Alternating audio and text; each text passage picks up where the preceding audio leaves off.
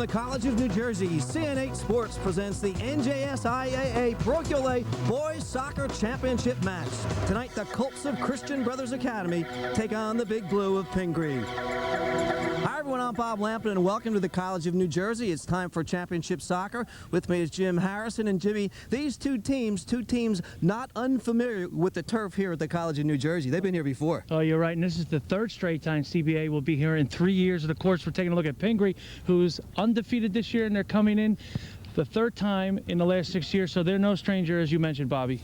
And for Christian Brothers Academy, defense will be a big part of their game, and their goalkeeper, Steven Scribner, has a lot of pressure on him tonight. He has to step up very big. Steven Scribner, he wasn't even on the team last year. This year, he's explosive off his line, shutting down the shooting angles. He's very feisty, and you got to keep an eye on him because he got 10 shutouts, one of the major reasons why CBA are back here tonight. And for Pingry, midfield play, very important. Kevin Locke, an outstanding guy, kind of sets the table. He does it all for Pingry. Yes, Kevin Locke. He'll be wearing number 4. He's the attacking midfielder. He knows possession very well. Dangerous on free kicks, and one of the reasons why he's knocked in 22 goals and 18 assists for the undefeated Pingry Big Blue. So it should be fun. Parochial A State Championship here on CN8. Christian Brothers Academy to take on Pingry. Stay with us. Starting lineups in the kickoff coming up next, right after this. People tell me my recipes aren't exact enough. Because some New Jersey and state New Jersey and state championship soccer action here on CN8. It's the Parochial A Boys Championship. Take a look at some information about the teams. Two fine teams in tonight's matchup. Dan Keene, Jimmy, the head coach at CBA, back for another shot at it. You're right, Bob. He's won 3 straight South Jersey Parochial A championships, 98, 99, and 2000, of course. Also won 2 state championships, the Parochial A level, 98 and 92. Well, CBA certainly has a strong team. Their goalkeeper is Scribner. In the defense, Labraca, Burke, Wiggins, and Scrofani. Giotis, Rizzolo, Haishang, and Fox in the midfield. Pires and John Palumbo up front for CBA. That's a strong team, and defense is their fort. On the other side for Pingry, filling in for longtime head coach Miller Baglari is Adam Rodai, the acting head coach tonight. Yes, Rodai filling in for Miller. Baglari received the suspension during the Hudson Catholic game, but Pingry with a rich tradition coming in here with 19 state championships underneath their belt. And their starting lineup, the goalkeeper is Anthony Trapicio. In the defense, Bragg Wilkinson. In the midfield, Rhodes, Locke, Ellis, and Holland, along with Mark Susko and Mike Applebaum. In the forwards are Chum and Alex Elkins. Good to see 3 officials on the match tonight. Kevin Smith, John Fiegel, and Joe Pacifico will be the 3 referees, and that's something different for the state of New Jersey. They're slowly making the move to 3, and I applaud the state. They're finally listening to us, Jimmy. You got it, Bobby. You got a lot of eyes, a lot of eyeballs out there working, and of course in the middle you got 2, and then 2 on either side of the field, which is going to help the players and the game itself. And of course this is CBA getting here to the 3rd straight final, and Pingry, this is their first time coming to the Parochial A final. They've jumped around. They won 2 Parochial B championships, Prep A, etc., etc. Well, last year CBA was here and just had a tough game. They lost this one, a heartbreaker. The only goal of the game, 5 seconds left in the first half. Of course, this was a heartbreaker there. Bergen Catholic winning the championship there, but Dan Kane's back. He's in his 23rd year.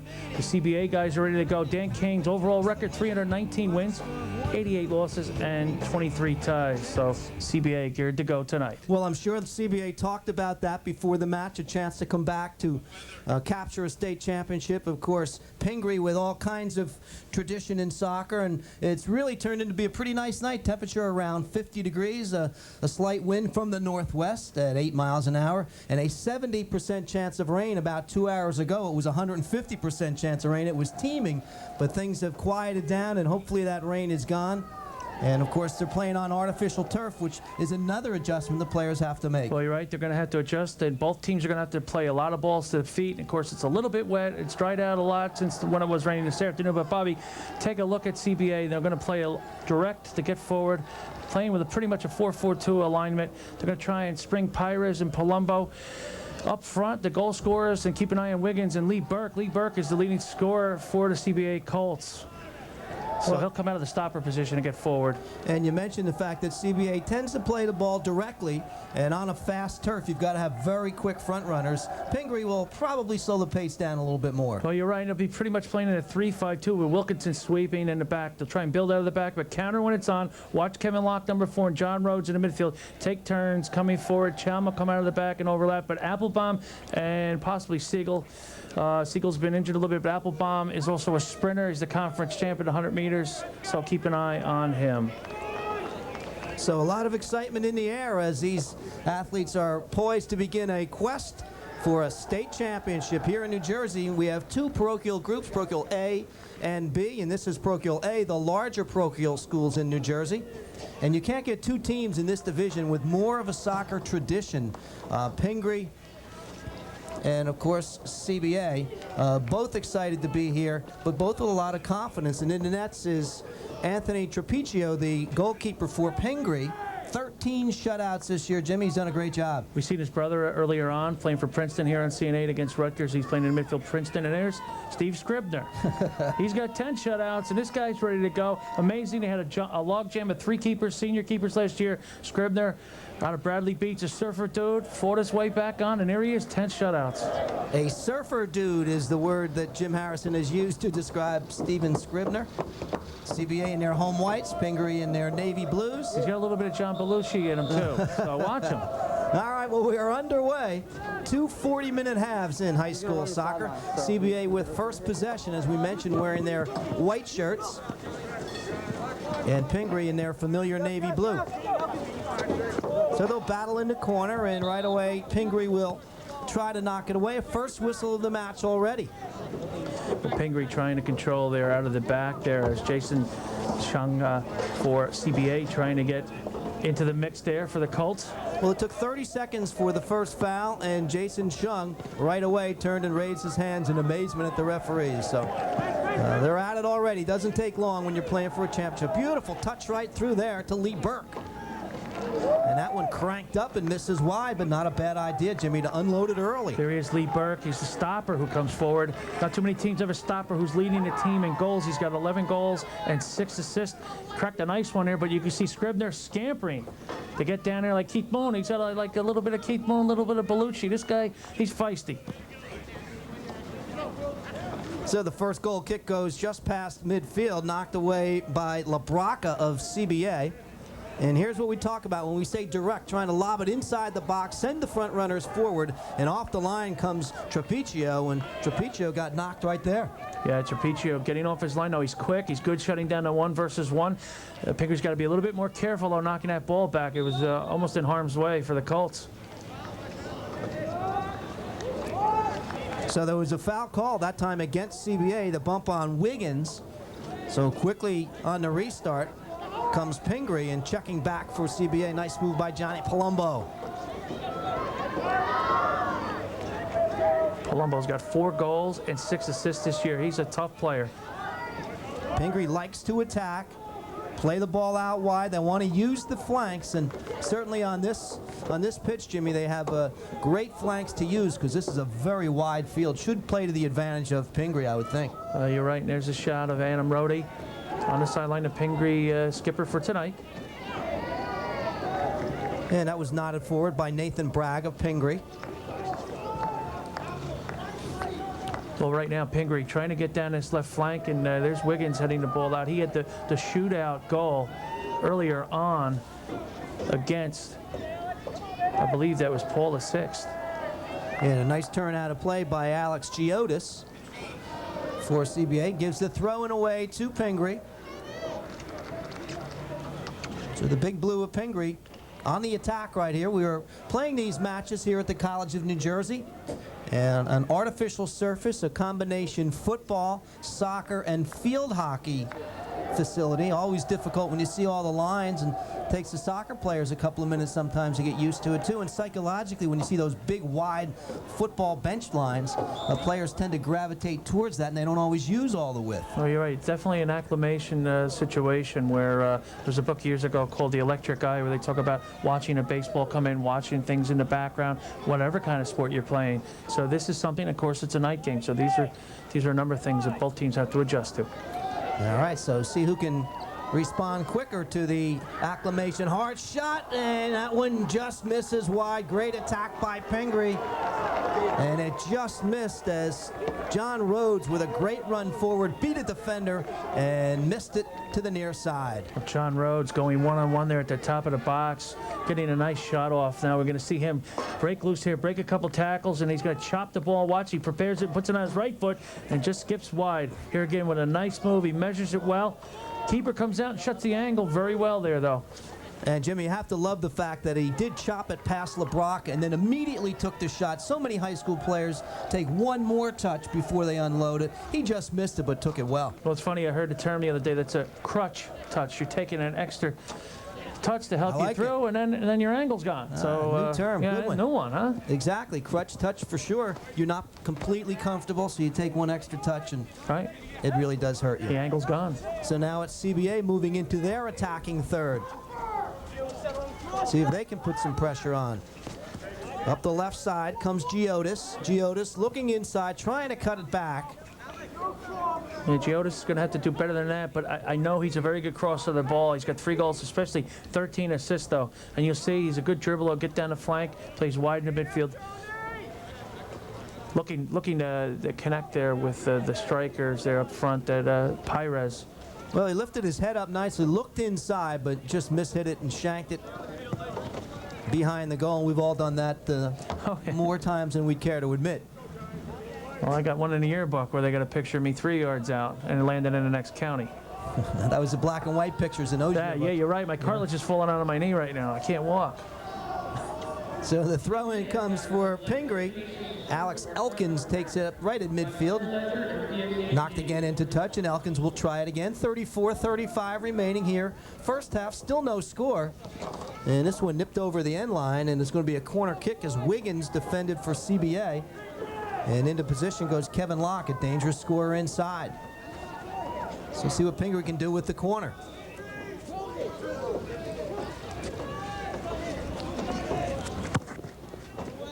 And toward the back post, knotted out at about the 8-yard line. And run down quickly by Mark Susko. Susko trying to play it through, but nobody there because the CBA defense getting out so quickly. Yeah, you're right, Bobby. They're trying to limit the amount of space that the other team plays in there. Scribner getting ready with his headband on there. And Lee Burke winning that ball initially from the stopper position for the Colts. Well, we kidded about Steven Scribner and his surfing image, but he may be able to surf, but he also does a terrific job between the posts for CBA. He's one of the reasons why they are here. Well, he'll make multiple saves. Like some keepers will make a save and admire it. He's right back up on his feet again. And Pingry coming on the attack now. Played long over the top and nodded away. Nice attempt by Elkins. But good organization by the Colts in the back. Now they come on to counter. Good touch to the left flank. Fox playing it up left side to Giotis. Giotis now looking to get this one on the left foot, trying to cut it back again, but defended neatly. And cleared away. Nice job by Johnny Rhodes in the back for Pingry. LeBroca stepped up. Applebaum had it. Colts take it back.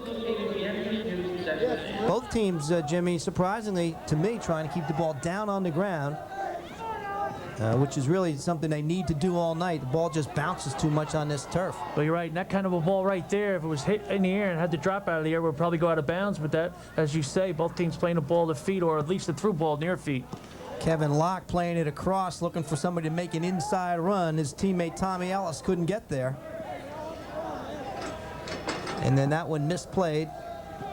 And Scribner will let it roll over. Dan Keene on the sideline for the Colts. And he's excited about being back in another championship.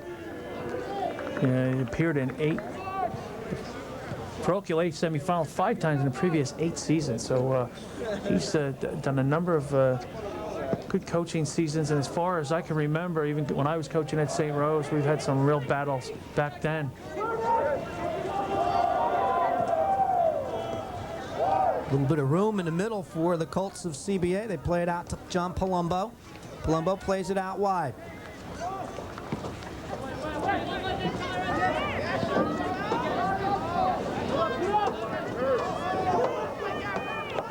Checking back, number 14 is Lee Burke. Burke, nice job to keep control. Down to the ground on Applebaum. And Giotis couldn't handle that one. And Giotis, again, and we were kidding before, but here we go with Burke, though, winning a great slide tackle and getting up, dribbling away, and he switches the point of attack well. Comes the other side. Giotis just has to keep possession, even though, all right, once in a while you may cross the ball out of bounds. He's got to get the serve over. He dribbled it one other time, lost the ball. He's got to pick up his game. He's got 13 assists. He's get down that wing. The ball's got to come across. You got to establish that pattern early. So Pingry will, well, they'll get a free kick, not a throw-in. Elkins, number 9, was going to throw it in. Instead, the free kick will be taken by number 15, Matt Wilkinson. He flights this one long into the box. And you can see what they're trying to do, Jimmy. Flight it into the box, kind of English style, and then knot it down, looking for runners. You're right, but here's where CBA has been kind of effective. And on the counterattack, you know, as you mentioned, I think it may end up this way, but we're not sure. But early indications seem that CBA plays direct, Pingry side to side, they're getting into the box, and then CBA trying to break out quickly on the counter.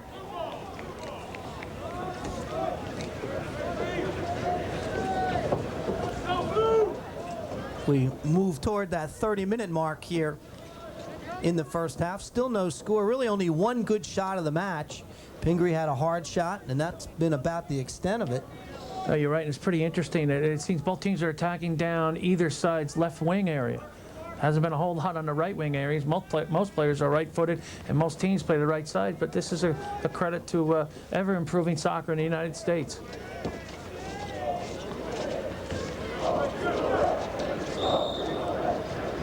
Pingry tries to move it down the sideline with the long throws and was flicked on, and then ball up in the air, some contact. The whistle has been blown, and it'd be a free kick, a restart coming up here for Pingry in a dangerous position. And we talked about Locke. There he is on the ball, and he has a wicked free kick, and if he doesn't put it on goal himself, he's looking to put it on someone's head or their feet. Well, Kevin Locke plays it low, trying to angle it to the near post, and the Colt defense comes up and knocks it away. Looks like he had his signals crossed that time. No one running to the near post for Kevin Locke's serve. That can be a very effective free kick if you have guys cutting in front of the defenders. And you're right, that time it was served pretty well, but nobody made the effort to make the run. Somebody zigged when they're supposed to zag. All right. Adam Rodi wants to get a couple of substitutes on. So we'll pick them up on the fly for you. Number 5 checking in, that's Travis Land. There's Travis. And number 10, Robbie Siegel, also checked on for Pingry. Siegel's one of the captains, and I found out that he's been injured as of late in the late going in the season. There's Wilkinson with the captain's armband on for Kevin Locke. But Siegel very quick, and Applebaum real fast up front. Siegel nursing an injury, and we'll see some limited time tonight.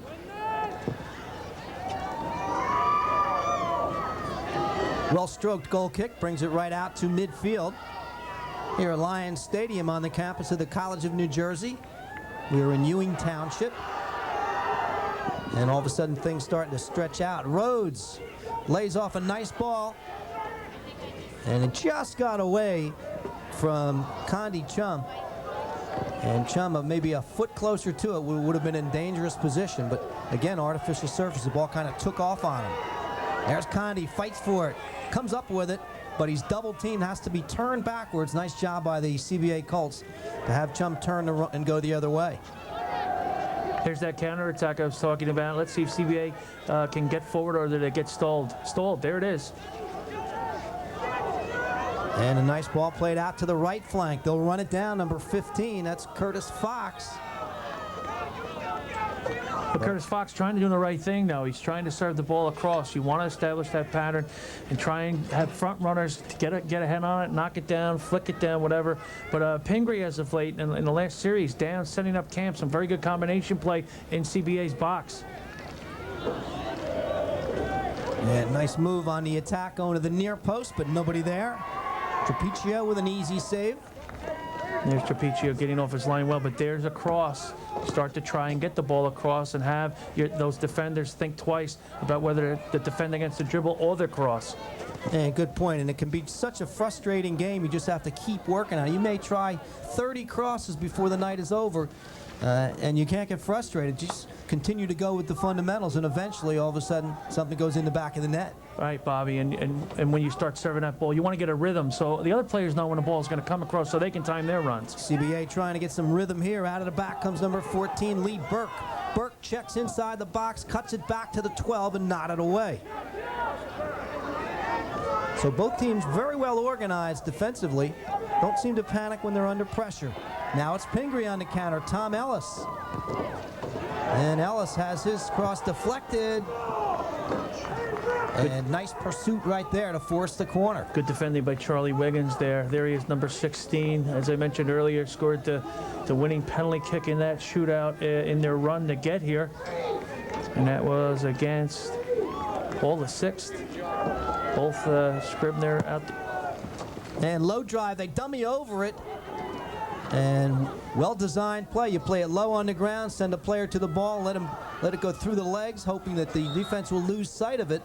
And that time, CBA was fooled just a bit, but there were no runners for Pingry near the ball. You're right. And there's Lee Burke playing real strong in the back with Wiggins and Scrofani and LaBracca. It's one of the reasons, not just Scribner, those four guys in front of Scribner, all those shutouts to get here. But again, a nice set play by Pingry, though. Bit of a dummy move, but they've moved Kevin Locke up front with Siegel, and Rhodes is doing more of the attacking midfielder scene for the Pingry Big Blue.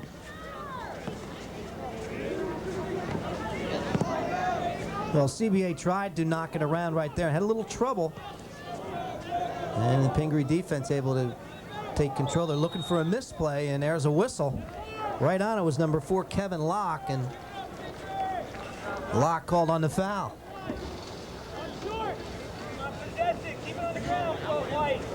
So the Colts will have the free kick. Lee Burke flights it long to the top of the box. Bodies go flying, bounces loose.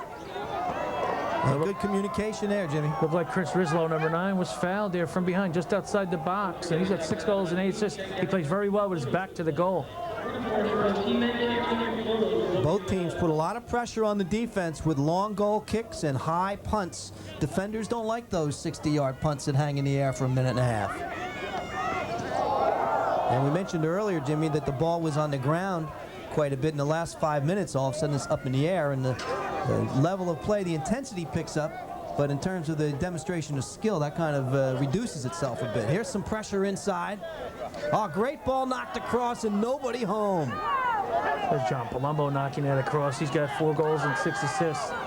Giotis out to the left side. Number 13 is Pires. CBA all of a sudden putting some pressure on.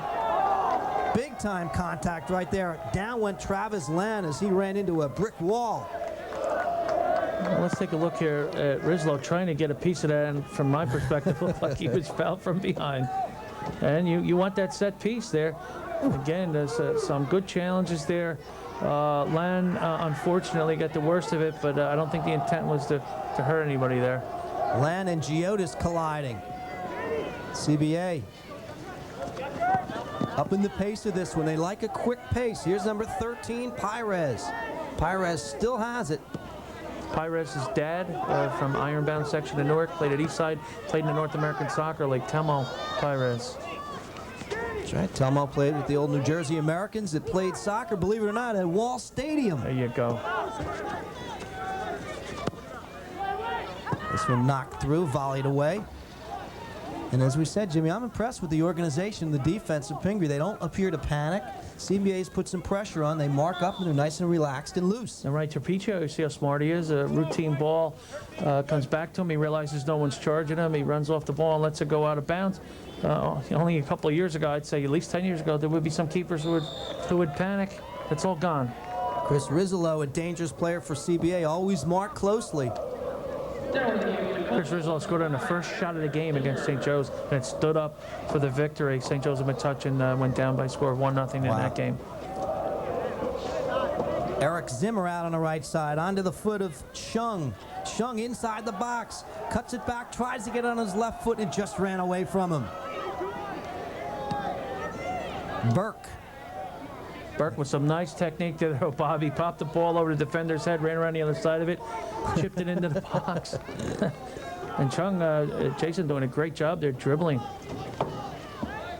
And Trapicio, the goalkeeper, made the save, and that time he went with a low hooking punt that was deflected away. And the Colts get it to midfield with 21-15 and left here in the first half, and still no score.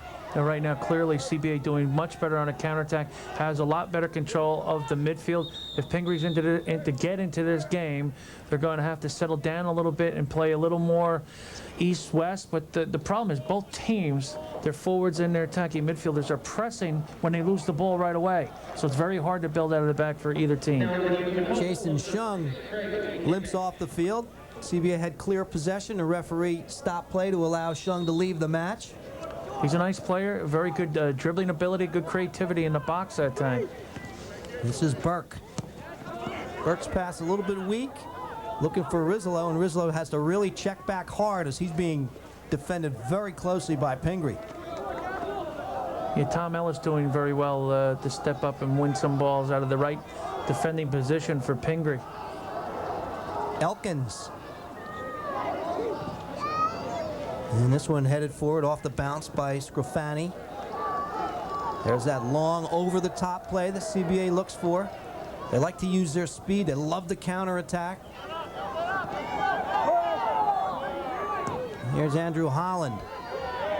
That time, Pingry bypasses the midfield. Nice header, brought down under control. Mike Applebaum had it, taken away.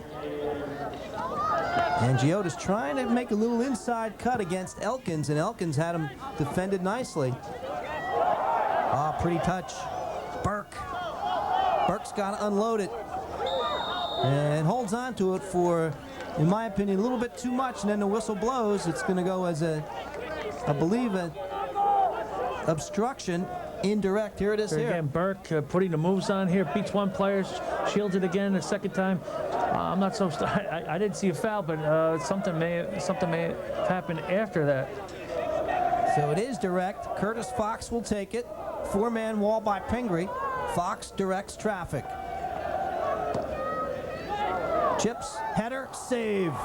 Trapicio, we talked about calmness, had it covered all the way. Yes, he did, but we're going to see this a lot tonight. Watch Burke's head. He comes right in, jumps up, and tries to place it to the far post. Trapicio, like you say, though, had it covered, but this is a set play that CBA has done all year. They look for Burke's head. He comes forward out of the stopper position. And now it's Pingry on the attack.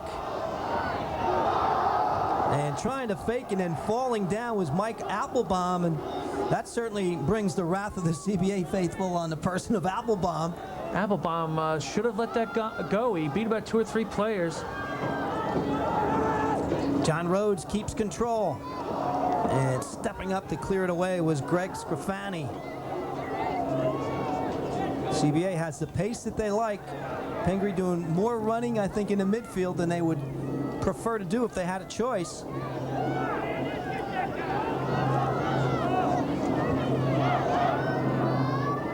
Well, right now, CBA seems to be doing better, playing out of pressure a lot faster than Pingry.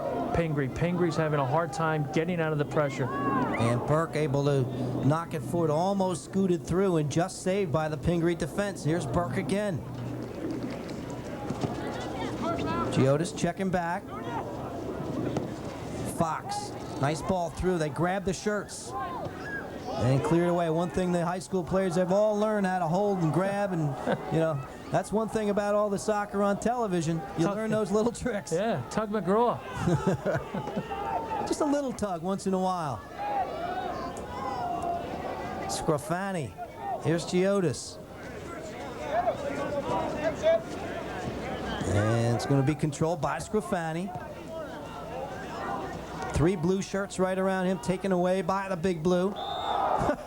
And that's a pretty simple call, as it's a hard foul charge against Charlie Wiggins. Yeah, Charlie Wiggins out of Howell, New Jersey, dropping the attacker from behind. And we see the faithful there. I believe that's a CBA faithful, no? CBA fans. CBA located in Lincroft, New Jersey. A great school spirit, an all-boys school located just near Middletown, New Jersey. And the Colts of CBA, their fans known throughout the Jersey Shore for, watch this, their vociferous. Don't throw those 25-cent words at me. And of course, Pingry started, their school started in Hillside and moved from out to Somerset County in Martinsville, New Jersey. And almost taken away, finally is taken away by Pingry.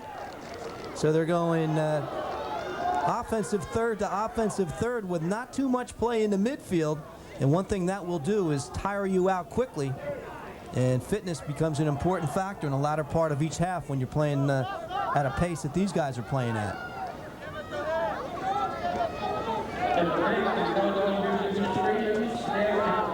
Well done by Locke there. Rode over tackle. Here's the problem right now, Pingry, as I see it. They're getting the ball up, and their front runners aren't holding the ball. Their midfielders and defenders aren't getting out fast enough to support them. And then even when they do that, they got to start playing under pressure a little bit more.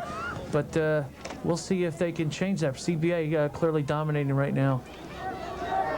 Dominating in terms of possession, but not on the scoreboard. Still 0-0 in the first half. There's a long shot, and that one's going to go high and wide. So 15:44 remaining. And for Pingry, we talked about the fans at CBA. Well, a little more sedate on the Pingry side right now.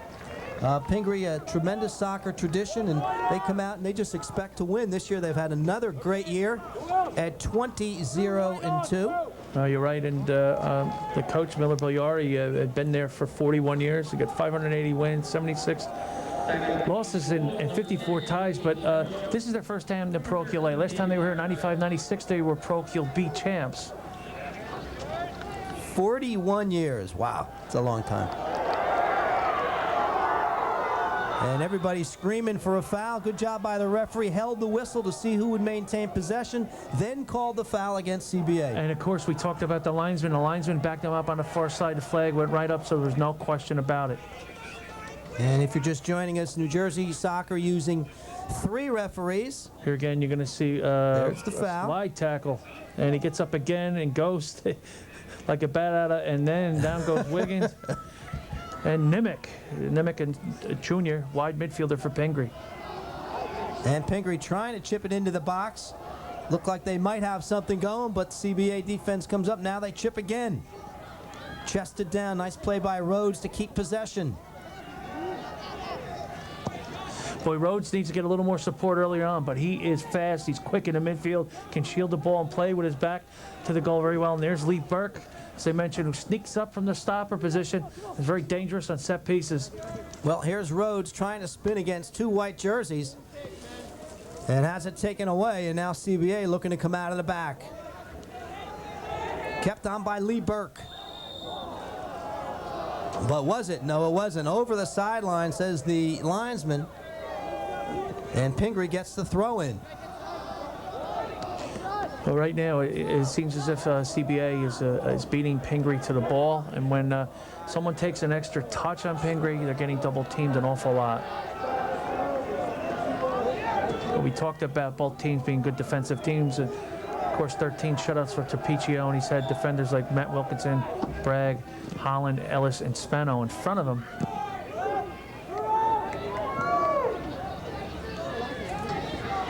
Zimmer ran it down for CBA. They go back to Zimmer in the midfield. Zimmer tries to knock it through. Beautiful ball. Is there enough? There is enough room for it out on the right side. Shung trying to go one-on-one. Puts it on the left foot, drives it, and Trapiccio makes the save. Shung doing very well again, one-on-one. There he is, going down the right wing, the right flank, and a great ball, though, from Zimmer. That was the ball that would have hurt the Pingry defense the most. He played about 5 defenders out of the game by getting it out quickly. So Jason Shung, with a tremendous move, didn't really drill the shot with his left foot, but hit it pretty well, and Trapiccio had it played perfectly. And he did have a front runner trying to get on that. There he is now, Jason Chung.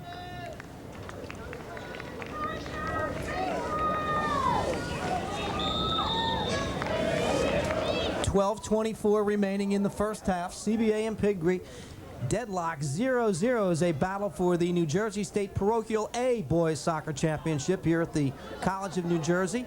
It's been a good first half.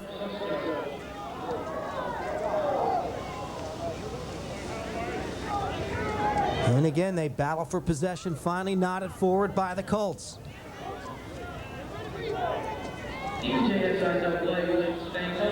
Matt Wilkinson in the back for Pingry doing a good job. Wilkinson trying to get something going there. Some of the other attackers are going to have to start moving right away or even before the ball's won for Pingry. They'll get 2 or 3 people around the ball, play out of pressure, which they're capable of doing.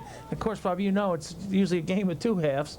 Anything can happen in the second half. And isn't that the truth? And Pingry with a lot of bodies in the midfield, not too much strength up front. And as you said, forwards have to hold once in a while in order to give those midfielders time to overlap and get into the attack. Right now, a couple of the front runners, it's Applebaum from time to time should take maybe 1 or 2 touches, shield the ball, as you're saying, allow the midfielders, outside defenders to get up and support them. The foul went against Pingry. So it'll be a free kick for Charlie Wiggins of CBA. 11 minutes left here in the first half. So he moved it forward 1.5 yards. Is that because of the wind's blowing it around, or? He wants it right on that line. Okay. All right, here we go. Low drive, knotted forward by Pingry. And they'll let Mr. Scribner gather this one in. Steven Scribner, senior goalkeeper. Long, high punt. Bounces forward, but contact, and the foul goes against Rizzolo. It looks like the pace of the game starting to slow down just a little bit here. You see Rizzolo walking back there, referee having a word with him, but slowing down just a little bit. Both teams have to be tired. Really, the pace has been frenetic.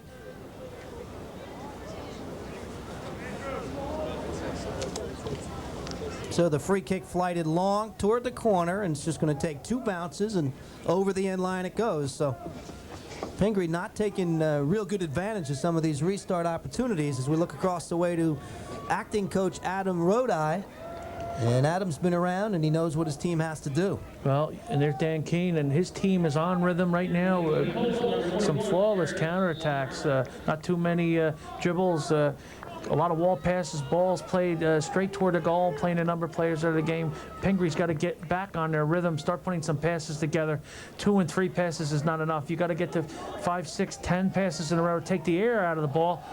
So CBA's got to start chasing them, but right now it's the reverse. All kinds of action in the midfield, and finally out of the pack comes John Rhodes, and Rhodes is going to be ridden right out of bounds by Nick LaBraca, number 3 of CBA. Terrific recovery by LaBraca, and great work by Rhodes to come out of that mess to maintain possession for Pingry. Inside the 18, Rhodes again screens, and a right idea, but that one off the mark, and then that one just blasted way high and wide. Miles of nowhere, but we can talk about Locke and Rhodes doing some very good dribbling there in the corner for Pingry, and getting them in the game a little bit there. Well, Star Ledger, top 20, how about those numbers? CBA 17th and Pingry 4th, and Pingry rolling in here undefeated. And of course, Scribner coming up big in the St. Joe's game in the last 10 minutes with some magical saves in the last, like I said, 10 minutes, things where he just tipped it around the upright and that sort of thing. Derek Swanner, number 21, a little bump foul.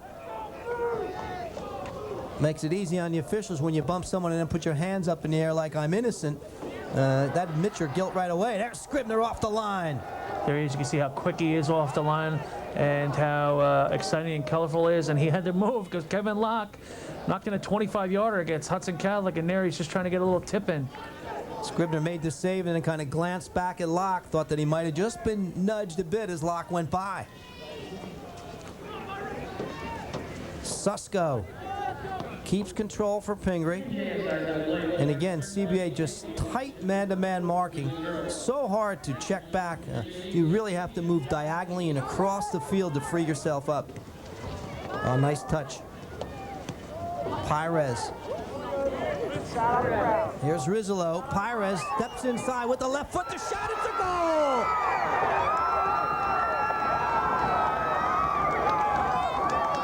Great work by the Colts of CBA on the left side. And with 7 minutes and 15 seconds remaining here in the first half, the Colts draw first blood. They lead it 1-0 over Pingry. Dan Pires, a senior forward for CBA, getting a great first touch on this, and then he gets another second touch. What a great ball this is played through here. Watch this played across. Good first touch. Draws the keeper now. Goes to the far post. Trapiccio almost got a piece of it. Tried to shut the angle, but to no avail. Good first touch, set the whole thing up. So he measured it to the far post to find out where the space was. Some very good, intelligent shooting there by Dan Pires. And a beautiful ball by Chris Rizzolo, who put it on the foot of Pires. So we'll give the assist to Rizzolo, and Pires the finish, 1-0. CBA on the scoreboard first with 7:13 left to play in the half. It's Pires' 10th goal of the season. And along with that, he's got 7 assists. Keeping it alive was Rizzolo as he went to ground. Pingry stepping up was number 15, Matt Wilkinson.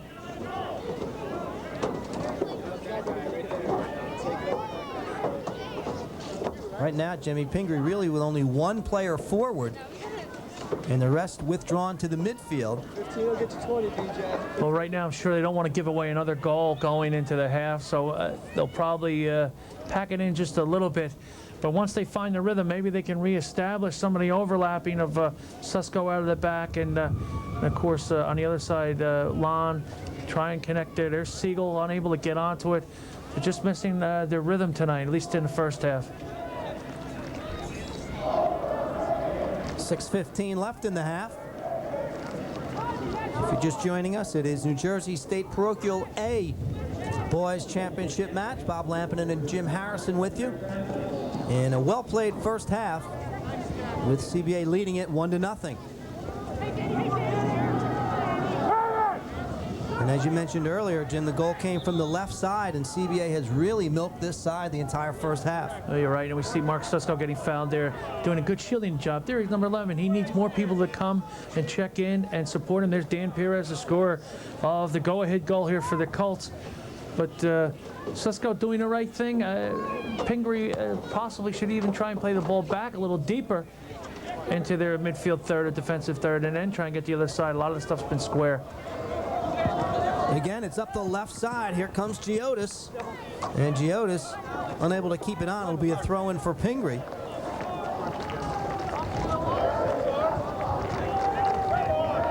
Grafani's been very consistent here, not allowing the attackers on this side of the field to turn. Grafani, the outside defender for Pingry, number 25. Susko with that throw-in. Nipped into touch by Charlie Wiggins. And the fans are up on the CBA side. They're on top 1-0. And when they get on top 1-0, they can be certainly heartless to the opponents. Well, that's pretty much their styles. We see the reserves and Dan Keene on the sideline. I mean, I don't mean merciless on the field, but a very stingy defense, counterattacks, a little bit of possession. They have some skilled forwards, as we see Pires and Rizzolo. The attacking midfielder pretty much. Rizzolo putting a great ball through that time to Dan Pires.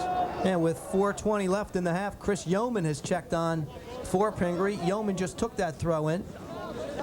Pingry would like nothing better than to get the equalizer here just before the half. As we say every match, Jimmy, the last 5 minutes of each half, dangerous time. Alex Elkins has had to work hard the whole half. And a little frustration there on the face of the junior forward. Well, Elkins, if he can keep his calm, he may be able to play a little bit better with his back to goal, but he also needs help. He starts holding the ball and needs people to check up and help him out. Yeoman able to blast it forward. And trying to keep it on was number 16, Charlie Wiggins, but no choice there. They give away another corner, so the fourth corner kick given away by CBA. And with the right foot, so he'll pull it away from the goal. Looking to the back post at about the 12. Right out in front. One save, but not two saves. Scribner made one save, and then the rebound was punched in by number 4, Kevin Locke, and folks were tied at 1. Kevin Locke doing very well here. He had one chance, then he had a second chance, but it all started with a restart, and the restart has turned this whole game around. It was a corner kick, I believe, taken by Holland. Not a good clearance. CBA unable to get the ball out. I believe there was maybe an initial head, and the ball landed on an attacker from Pingry. We'll see who that was, but they took a shot that wasn't really a howitzer, but it ended up in the back of the net. Here comes across. A bit of a weak head ball out. Here again, the shot. Not a whole lot of steam on it, but there's Locke redirecting it, and again with the side of his foot, just places the far corner. Again, not good clearance by CBA. Not a good shot, but maybe he meant it as a pass, but watch Locke measure it as the two guys on the post are flopping around, trying to shut it down. Scribner did what he could. He made the first save. Chris Yeoman took the initial shot. I don't think it was a pass, and Locke tried the first time redirect, was saved by Scribner, and Locke right there to knock in the rebound to tie the game 1-1 with 3:05 left in the first half, and CBA looking to go right back out on top here. Palumbo shanked that one. They're going to try to run it down, but even this field isn't wide enough for that, so Pingry gets the throw in. They've come back to tie it up. Well, this is a shot in the arm. This is the stuff that Pingry needed. They needed a goal to take the pressure off themselves. Maybe they can start building a little more out of the back and get a little more space in the midfield. Play with a little more confidence. You know, Bobby, when you get that first goal and your back is to the wall, you can breathe a little easier. Well, and as you said, restart's important. 4 corner kicks given up by CBA, and most coaches will take 1 out of 4 on corners if they can score at that ratio. And that's why statistics with the possession sort of thing are very misleading. You can have an awful lot of possession, but it's what you do when you have the possession or the restarts. So out on the right side, it's Rizzolo. And Rizzolo trying to force the action and forces the corner now for CBA. So let's see what the Colts can do with it. And again, they pull it away from the goal. It hooks all the way outside of the box. And it'll be run down by Alex Elkins and taken away by CBA. Great pursuit by Locke. Locke guarded by LaBrocca. One-on-one, Locke to the inside and going to ground. Who else other than Steven Scribner? Saved by Scribner. What a great save getting off his line, but Locke with a tremendous run here. Watch him put the shoulder inside, and he'll nutmeg the defender, or he pushes it around him, and he's looking to get it across, but Scribner shuts it down because he did have someone at the far post. There's Scribner now. But another corner kick for Pingry with 1:20 left in the first half. Pingry has been creative on the restarts. This time they go with a low drive. Look for a first time, trying to redirect it up high, but that time CBA defended it well. Neat move by Giotis. And volleyed out of danger. Nice play by Matt Wilkinson. A little bit of room in the midfield. Elkins angles away and deflected. It's in the back of the net. Elkins hammered it. It went off of defender number 3, Nick LaBrocca. Just enough to redirect it past the goalkeeper Scribner, and Pingry on top 2-1. Well, Pingry getting the second goal in a short amount of time. Elkins, what a great counterattack this is. Watch him get onto this now. Serves the ball there and it deflects, and Scribner's going the right way, but deflects off the defender. Watch again this cross. And this is what we were talking about early. Once you get down there, you can't lose the ball. You got to put it across or try to put it across. And the great serve coming across that wasn't meant as a shot, and there's Scribner trying to go back the other way, unable to get onto it, and Alex Elkins has got a goal. So LaBrocca was defending, and Scribner got caught going one way. It was deflected in as it went just past him, and it's 2-1 inside of 30. Make it 32 seconds to play in the first half. Well, it's interesting. Pingry was pretty much trying to play possession, and CBA doing most of the counterattacking, but at that time, Pingry getting forward on a counterattack. So this is a great game, and we knew it was going to be a close game. Both two real good coach teams. Giotis inside the box with 10 seconds to play in the half. Elkins. And that's going to do it to end the first half as Elkins knocks it long. So they'll count it down. Adam Rodai, the acting head coach, saying, let's go talk about it. His team down 1-0. They've stormed back to take a 2-1 lead. Back with more in just a minute. Most of the time when you sit in front of your TV, you do two things. You watch, you listen. But It's Your Call on CN8 takes TV a lot further. We take the day's top stories and turn them over to you. You call in, you question, you challenge, you get involved. And that's when the fun begins, because now you can talk back to your TV. But remember, we can talk back to you. It's Your Call with Lynn Doyle, weeknights at 8 on CN8. Tune in. Find out. It's a soccer attack on CN8. Shot! Score! The Philadelphia Kicks are back. It's another exciting season of fast-paced professional indoor soccer action. What a diving save! It's soccer played with an attitude and in your face. Shot! Score! Philadelphia Kicks indoor soccer. Wild, thrilling, exhilarating. And it's only on the channel that brings you award-winning sports coverage. CN8. Don't miss the Kicks take on the Wichita Wings. The action starts Saturday night at 7. Recently on CN8's Family Talk, our topic was child abuse. Afterwards, we received this letter. The mother said that following the program, her own daughter came to her with shocking stories of sexual abuse. Our show helped the little girl speak out. Family Talk had helped this family confront a terrible secret, and now the healing could begin. That's who we are. That's what we do. Family Talk, weekdays at 4:30. When it's a matter of life or death, they call on us. The Air Force Reserve Pararescue Team. Our mission is search and rescue. As far and as long as it takes. We get to those in danger. And we get them out. The Air Force Reserve may be a part-time job, but it's a full-time experience. Air Force Reserve, above and beyond. Welcome back to the College of New Jersey at halftime. Pingry on top of Christian Brothers Academy, battling for the New Jersey Procure Boys Soccer Championship. And Jim Harrison, all kinds of highlights in the first half. Holland serving a ball here to Siegel. Watch a great ball knocked off from Siegel. Lock in pursuit, but watch Scribner come flying off his line like nobody's business. Pulls it down and makes the save and puts the money in the bank. Great move by Dan Pires here. Going to see him do a little bit of juggling, flick the ball outside to Rizzo. But watch Rizzo get a good first touch on this, right back to him. Dan Pires gets a good first touch, measures the goal, and puts it into the goal.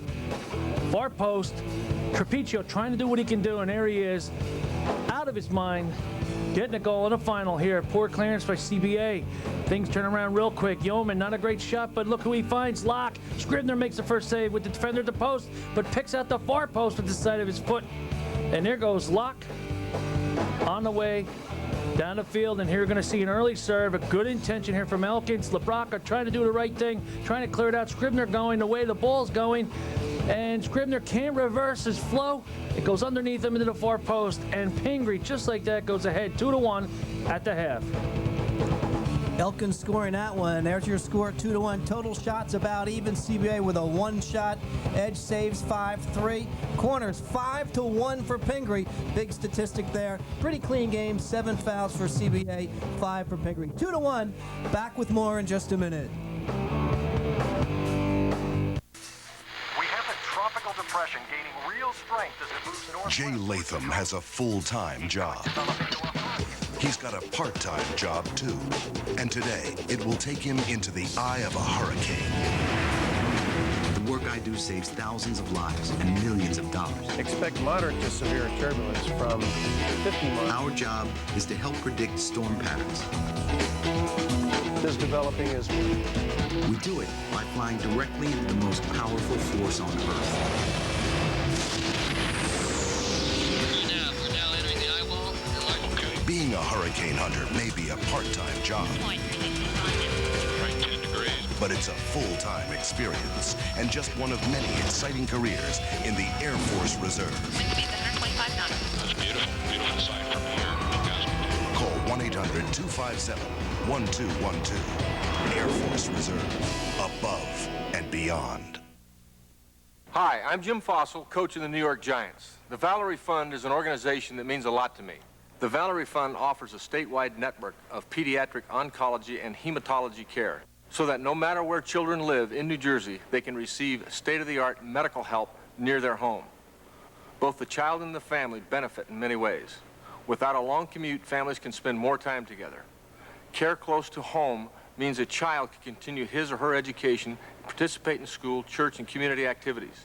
The family is spared the time and the expense of travel, and disruption in everyday life is reduced. That's why the Valerie Fund is so important. In football, if we lose a game one week, we have a chance to come back and win next week. Let's give the Valerie Fund kids a second chance in the game of life. To find out how you can help these kids with cancer and blood disorders, call the Valerie Fund 800-882-5374. Any donation, any amount will help. That's 800-882-5374. It's the New Jersey Parochial A Boys Soccer Championships here on CN8. A good one at halftime. Christian Brothers Academy trailing the Big Blue of Pingry by the count of 2-1. Bob Lampinen along with Jim Harrison. And Jimmy, an explosive last 15 minutes in that half. Pingry on top by 1. What do the coaches say to these guys at halftime? Well, it looked like Pingry didn't get onto their rhythm too well in the first half, but near the end they did. CBA, the reverse, did very well for the longest amount of time, knocking the ball around well and counterattacking well. Then CBA seemed to lose their composure, so I'm sure both coaches said, calm down, let's put some passes together and get some kind of rhythm established. So we are back underway. Pingry wearing their blue and CBA in the white. And this is number 6, Tom Ellis. Tom Ellis looking for someone out wide left there, and as we can see, number 9, Elkins, getting back a little late that time, but they're playing a little bit better out of pressure. They need to complete that all the way to the other side of the field now. Maybe a good thought, your first look to be wide rather than straight ahead. Inside the box, there's a quick shot, and there's a good opportunity right there as Kevin Locke scheming inside, taking advantage of a half chance. And you're right about that. He took the first touch and cracked it and put it on goal, not taking those extra touches. See there again, they're at least trying to play quicker. And this is taken away by Giotis, number 8, for CBA. But it turns into a throw-in for Elkins. So the Big Blue of Pingry on top by 1. Much too early to just kind of sit back and try to defend. Another factor, Jimmy, looks like the wind has picked up a little bit at the back of CBA. Well, that should help them because they do like to get forward early. But I noticed Wilkinson knocking an early ball, the sweeper for Pingry knocking an early ball forward. Here he is again. See, he's been told to play quicker out of the back.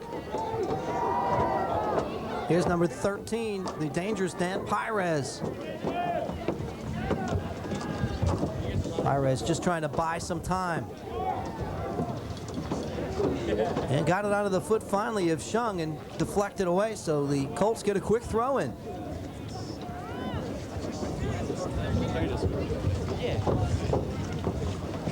It was Shung matched up with Mark Susko, and Susko just had to turn and had to give something away, elected to give the throw in away. Smart play rather than give up the corner. Here's Rizzolo dancing on the end line, cuts it back. That's a nice ball, but no one there. A lot of contact out there. Going down hard was Mike Applebaum. The second time, he's felt the wrath of a Colt. Yeah, you're going to see here Wiggins going in pretty hard there, and of course Applebaum getting the worst of it. Well, Wiggins that time the leg up, protecting himself, knew there was going to be some contact. It's been a hard game, but a clean game. Yeah, no one's trying to really hurt anybody, and let's see what Applebaum. You can't get to that one, but I would say in the defensive third, there's Applebaum up front. Like I said, he's the 100-meter conference champ. Can't run away from that contact, though. No, you're right. But in the defensive third, there is Susko playing a little quicker now. You can't take extra touches against the CBA when you're trying to build in the back, though. They're right on you. There's a good ball on the first time, angled away from the goal, putting some pressure on the defense. Checking back for Pingry was the dangerous Kevin Locke. And it looks like Locke was called on the foul. You know, it looked like, again, from my perspective, like a fair shoulder charge there, but Giotis got the call.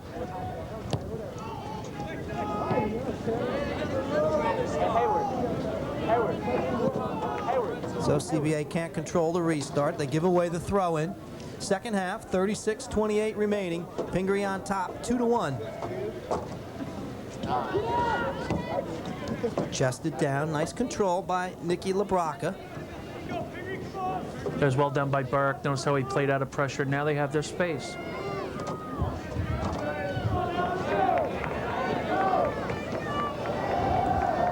This one breaks free inside the box. Again, pressure on Susko. Has to turn to play it upfield. CBA knocking on the door, but taken away. Applebaum. Threw one or two extra fakes that time. Almost outran the ball, but got fortunate to get the call. Yeah, Applebaum doing well to check back and get that. He almost took one extra touch there. But again, look, they have a set piece. It's taking the pressure off of Pingry. He got fouled. You need a little more of that. So let's see what Pingry can do with the restart by Wilkinson. And knocks that one long, misplayed by the CBA defense, bounces to the top of the 18.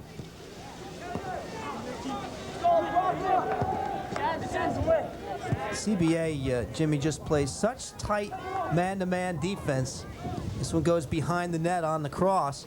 Such tight defense all over the field. Everyone has one man, and basically that's all they stay with. So you almost never have the time you like to have. Well, the other thing, too, in addition to that, Bobby, you've noticed that when they have a chance to double team or even triple team, they really collapse, especially if you're on the sideline and you're trying to play out of pressure. They bring everyone into that area, and now you don't have any space, and you have to get a good long ball or a 10, 20-yard ball out of that pocket to play up front for someone to hold, and that ball usually gets cut off when Pingry's trying to play that ball through. Wiggins free kick knotted by John Rhodes of Pingry.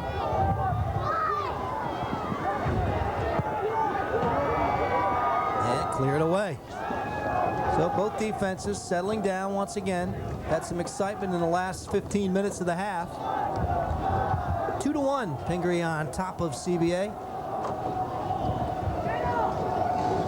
CBA throw-in by Wiggins. Scrofani. This is Locke. Locke trying to angle it. A long run by number 11, Susko.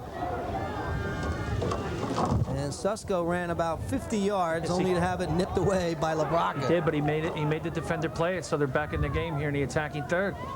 There's Susko. Pingry trying to settle it down. Chipping it toward the flag. Put a little pressure on the defense.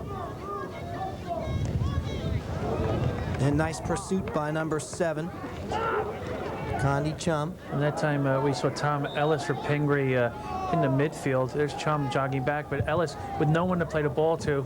And Elkins, number 9, pushed up a little too far forward too early. He's got to check back and get out wide. As you said before, first look should be wide to the other side of the field. And Chum's looking there. There's no one there. The ball was played again down the same side, and the wires across, and now it's a CBA ball. So as you can see, 33:05 left in the half. Pingry holding on to a 1-goal lead at 2-1. Goals by Kevin Locke and Alex Elkins in that first half have given Pingry that lead, and Pingry looking for more here. Chip through beautifully. Locke goes up, can't quite settle it down. Now it's Applebaum. And finally cleared away. Good defense that time by Jason Shung. And it looked like a mystery handball there. The good linesman on the far side got his flag up early. You see him pointing. There's the linesman on the far side. So that last ball was played inside and just a little bit high for Locke up on his chest. He was open in front. Well, a real converging defense that time. But now the wind's going into this shot. He's going to have to shoot into the wind, Bobby. Well, let's see what they do with it.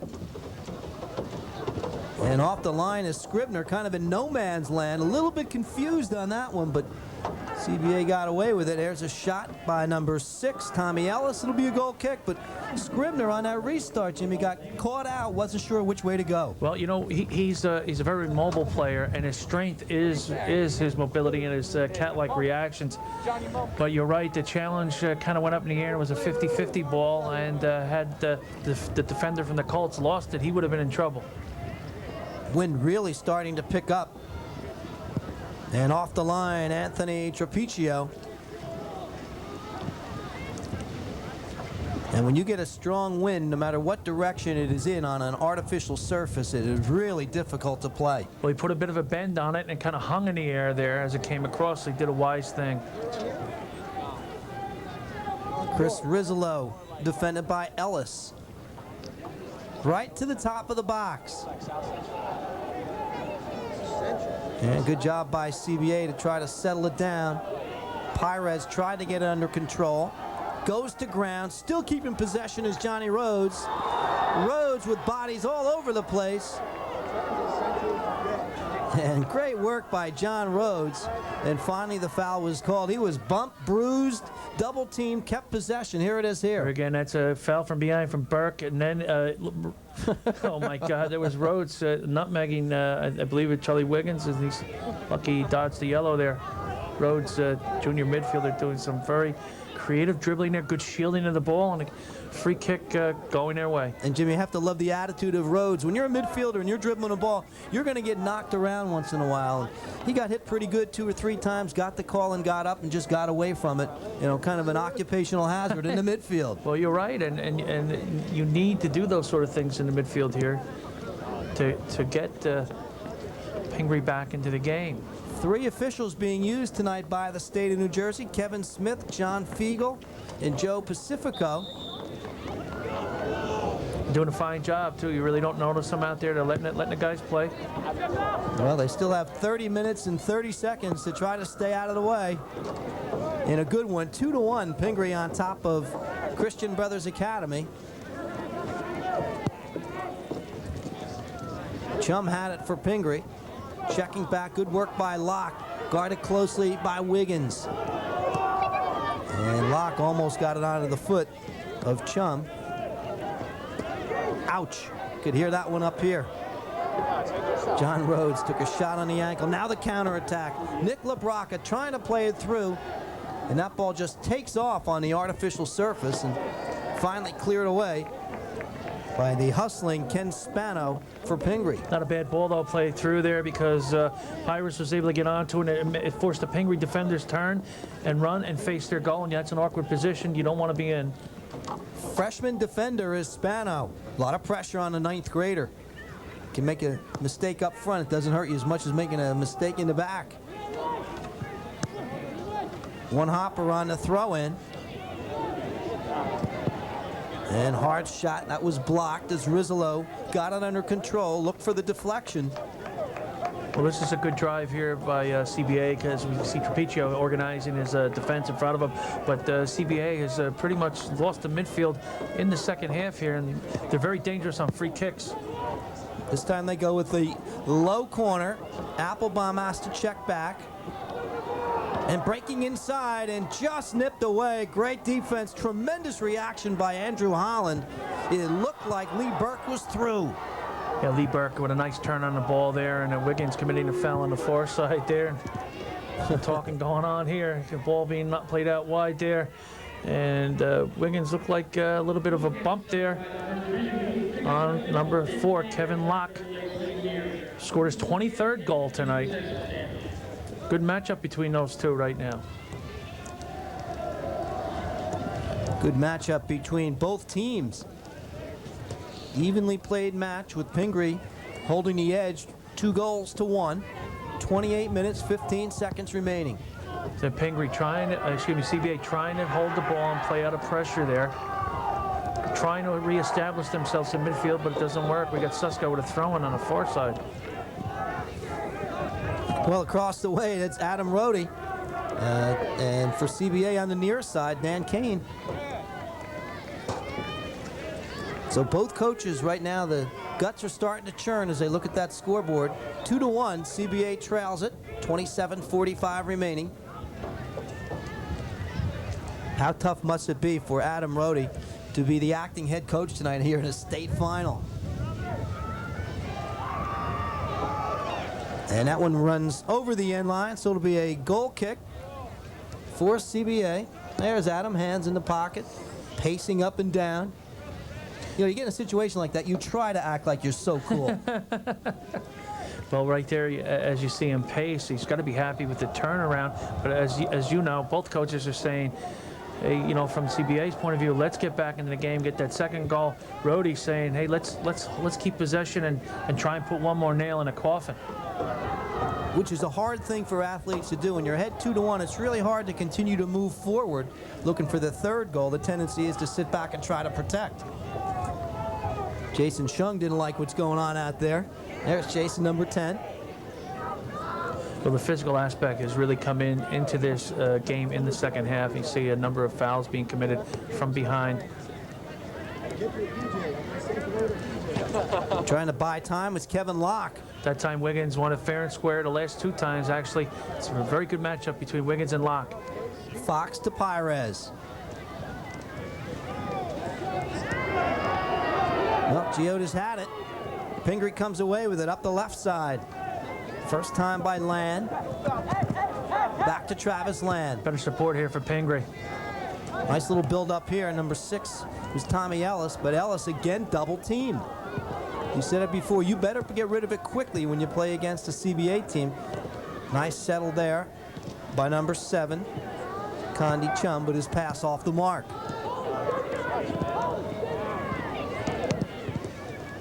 Little ping pong match going on. Well, it's nice. Both teams knocking the ball around. First time. Here's Giotis. Giotis delivers it quickly that time. Good ball to Palumbo. Palumbo drills it across. Oh, great effort right there, but not on goal. But tremendous move by Palumbo to nail it on the cross. That's right, and there's that ball, and you got the pattern, and Lee Burke knows it's coming across. He got a piece of this. Here you go. Palumbo crossing, but watch Lee Burke, even though a little behind him, he gets a piece of it there and puts it, well, he'd like on goal, but... This one bouncing free inside. Dangerous ball here. Off the line. Trapiccio and knocked out of trouble right away. Good job by the defense. Trapiccio came up big. And now the talk begins. Continues, we should say. It looked like Rizzo free kick, CBA. So it goes against Pingry with 24:53 remaining. Curtis Fox will tee it up. CBA trying to equalize. Fox angles it in the box. Header is in the goal. Oh, what a header right there. A one bouncer that just found the far corner. It looked like it might go wide.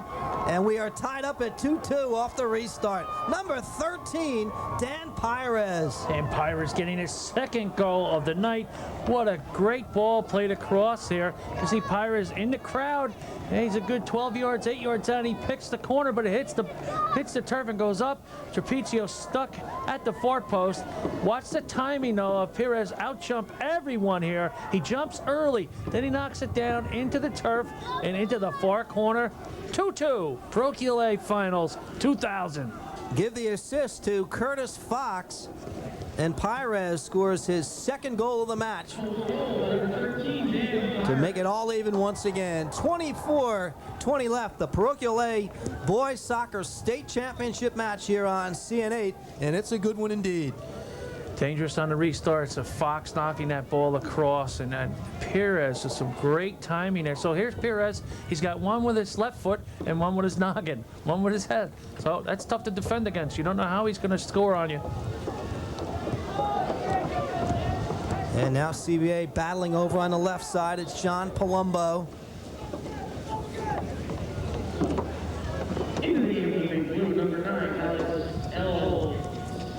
Everybody kind of takes a deep breath to settle down.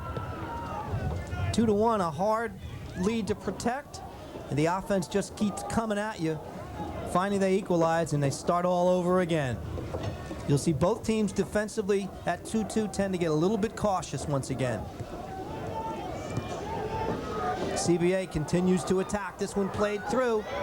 Oh, CBA takes the lead. What a beautiful goal on the counter. Number 9, Chris Rizzolo. How that ball got through, and Rizzolo was that open, Jimmy, I don't know, but there's nothing Trapicio could do about that one. CBA scoring in bunches to take the lead, 3-2. Well, it looked like the sweeper was played out of the position. At least one of the defenders in the back. There's no cover here in the back. And Rizzolo comes right through. Trapicio tries to make his move. Rizzolo hits a first-time ball into the back of the net, and you can see him get up there. Nice through ball by Pires. Here again, Rizzolo with a diagonal run there. Lower left-hand corner. Ball's in the net. CBA, just like that, takes the lead 3-2.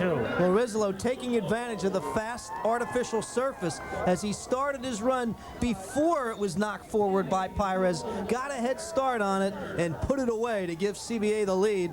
Rizzolo scoring assist to Pires. So Pires with 2 goals and an assist. Rizzolo with 1 goal and 1 assist tonight.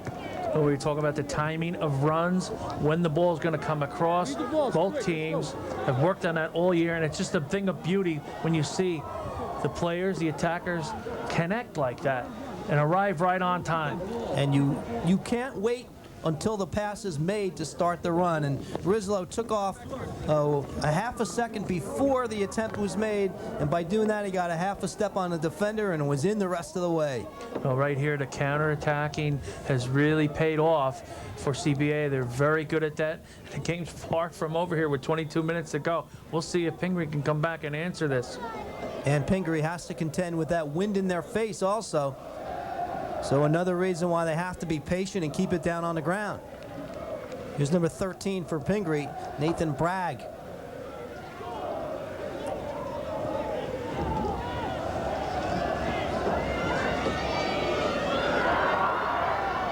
Kevin Locke trying to break away.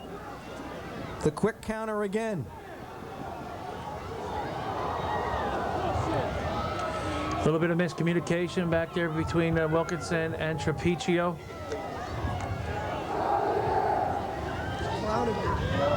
Good work by number 2, John Rhodes, and that time Rhodes had his uniform tugged on, and again the tricky midfielder just puts the ball down and runs away, gets into position. Rhodes with some shielding, some great technique, spinning off of that would-be tackle and that tug McGraw, as we called it before. Keeping your composure in a big match is so important. And Pingry needs that composure now as they trail at 3-2. Pingry led it 2-1 at the end of the first half. And Giotis couldn't keep it on. And one touch too many there. He's got a number of people running for him up front. He's got to unload that a little bit early. Pingry's going into the attacking third instead.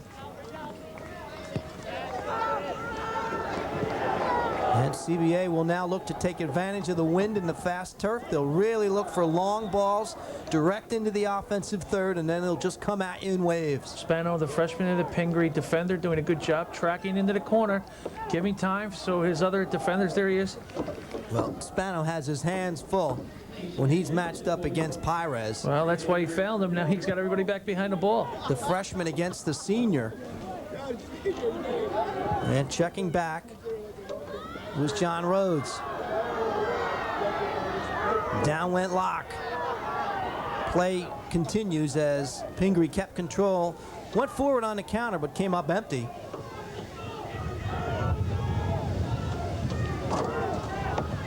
Little more room in the middle for Fox. CBA doing a good job, Jimmy, of playing the ball. Pretty much first time, almost one touch, and then they're getting rid of it. You're right, their support's a little bit better there. And nice work by LaBraca as he got to it before John Rhodes. And now down goes Alex Elkins. And it's getting a little bit chippy here, and I think the referee soon is going to have to pull out a card because it is starting to throw off some of the players' rhythm, and right now Pingry fouled the last couple of times down. And this one scoots through, but Scribner read it. Rhodes was right there. Steven Scribner lives for plays like that, where he can come off the line quickly. He was bumped by John Rhodes. And I don't think Rhodes meant to run into him, but Scribner's so active that he stepped that way when Rhodes came in. And as we see, good way to settle it here. Verbal here again. Scribner's already got the ball. I don't think Rhodes meant to bump him, but getting a little bit chippy out there. I don't know why he's lecturing Scribner unless Scribner, said something after the play. So Scribner will have to put the ball down on the turf to take the free kick, but referee doing a good job. You like to referee with your mouth as much as you can rather than with your whistle and your card. Well, he's again, the ref has done a great job now. We're 3/4 of the way through the game, though. If it keeps up, he's going to have to pull one out and get it a little more under control.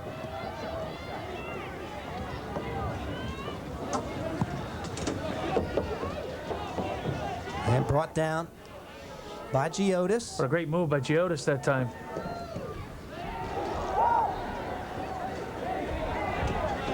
And checking back, number 14 is Lee Burke. Burke trying to run it down, defending his Elkins. Burke gets it back for CBA. Driven inside the 18 first time and then cleared away. So CBA very directly into the box. Just about anything inside the 18, they're just turning and looking goalward. Yeah, that was Zimmer who hit the first-time volley as that ball came across for CBA. Nice stuff there.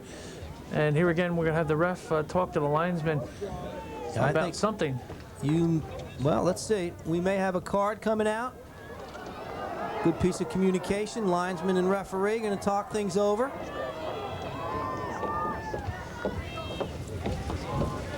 And let's see. Not sure what the conversation is about. Curtis Fox, the senior midfielder there, along with the coach. I don't know if they were checking to see if he was bleeding or whatever. He kept scratching his arm or showing his arm, or if he got some kind of turf burn. But again, none of these fouls are like crazy psycho fouls, but they're enough to start knocking a team off its rhythm. They're not professional fouls.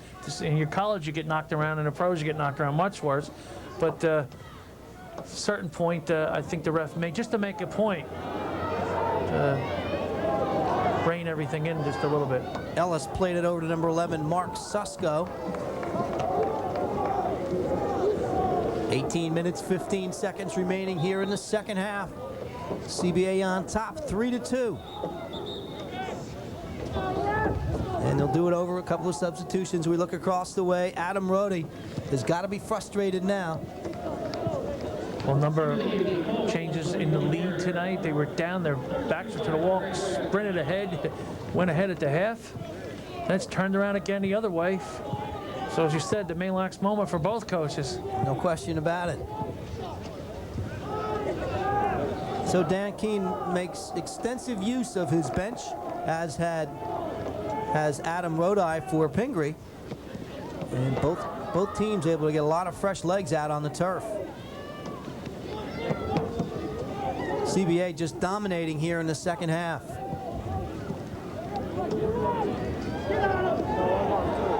Hard shot and the save by Trapicio.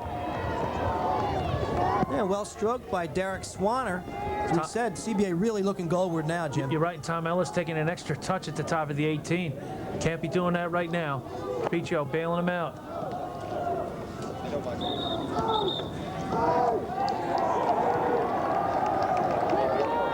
So it'll be a throw-in for CBA.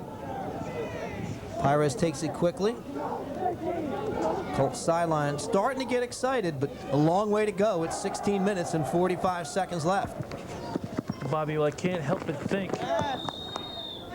You see a foul in the corner there. Obstruction, but can't help but think that the CBA Colts players are thinking about last year, how close they were in the Bergen Catholic game, where they came that close to winning a state championship last year. No question. That free kick, the foul against Curtis Fox, tugging on a uniform. Fox thought it was obstruction, but when a guy obstructs, you can't tear on the jersey. Pretty easy for the linesman to see. Here comes number 8 on the run, Giotis. Giotis looks up, tries to flight it across. Another deflection and a save by Trapicio. Then in fairness to Giotis, that's the sort of thing I was looking for him early on. You get that ball across, you don't know what's going to happen, and he does have some very good dribbling moves. But if you show, there he is, you show all your cards right away, and you don't get the ball across, you got everybody else running back to defend, and Well, because of you, but that was a great cross, so you don't know what's going to happen. Well, Giotis, as soon as he got it, he took one quick look and served it up early. And we've talked about it many times. The early service generally more dangerous than holding on to it. Right, and then you put the fakes on them later on, 3 good crosses, and then you go and turn them inside out. Only you can do that, Jimmy. Well, I still try, but it's slowing down big time. I can tell you, cartilage popping out of my knee, all that sort of thing. But it's like a card game, you know. Playing growing up in Kearney, a lot of the American and Scottish coaches told me, don't show all your cards all at once. That's a good point. A lot of guys do. They show the whole bag of tricks in the first quarter, or first 10 minutes or so, and defender has you figured out. First, where I grew up, we needed 11 soccer balls, taking people on. Everybody wanted, you know. I told you I'm a reformed dribbleholic there. Swanner jogging off, holding his side. Well, it's been a physical game, there's no question. High pressure, fast-paced match, and right now CBA getting the better of Pingry at 3-2 with 14:48 left.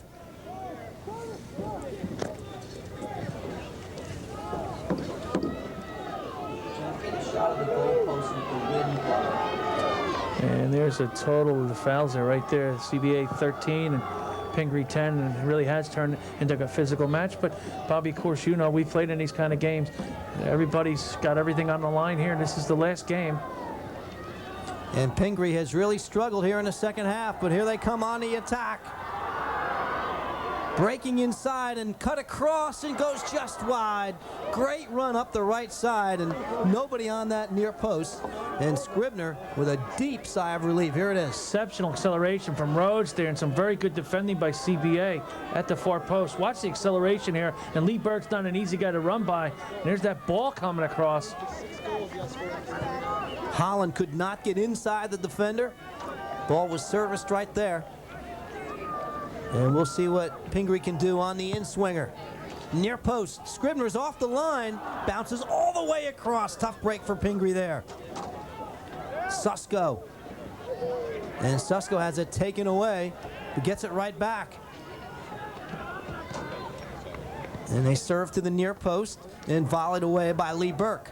And that's what works pro and con for Scribner. As I said, he's very active getting off his line. There's Burke knocking in a goal tonight.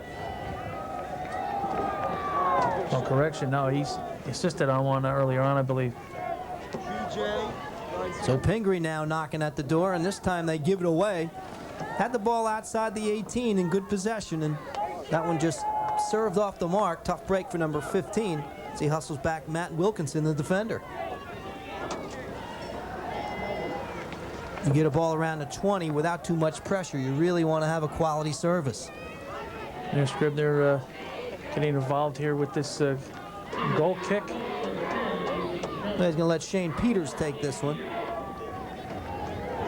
12:40 left, 3-2. CBA on top of Pingry. Well up on the header. Hispano again, good defending in the central area there.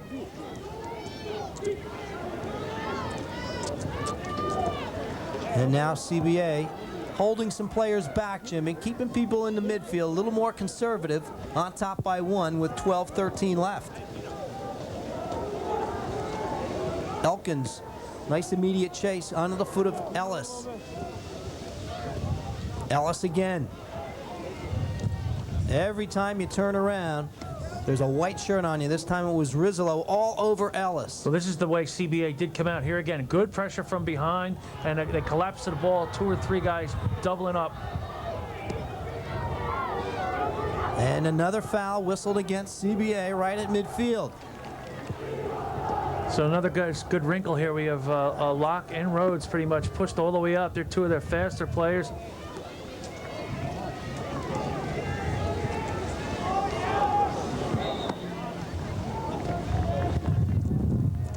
And let's see, there was a whistle. I believe it was a handball there. Looked like a handball. So 3-2. Pingry trying to battle back. And that wind really whipping up. See the wind just take that one. High bouncer over the head of the goalkeeper.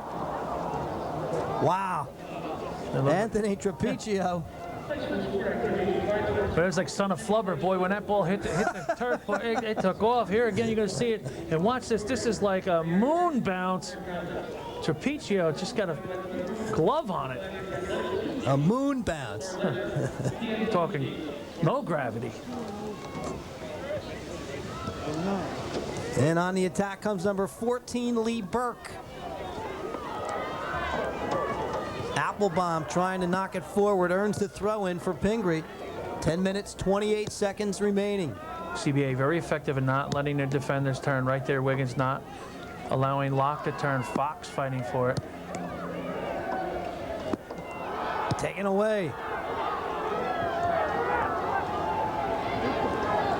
Pretty move, 1-on-3. Dan Pires trying to knife through. Well, he put the moves on there. That was close. You be the judge, but looked like he might have had a free kick there. Brought down by Rhodes. Rhodes has had a tremendous second half. Look at the work ethics. Rhodes still has it. And finally knocked away, but great work by Johnny Rhodes. Here's Locke. And CBA just bringing everybody back. All 10 field players in the defensive half of the field.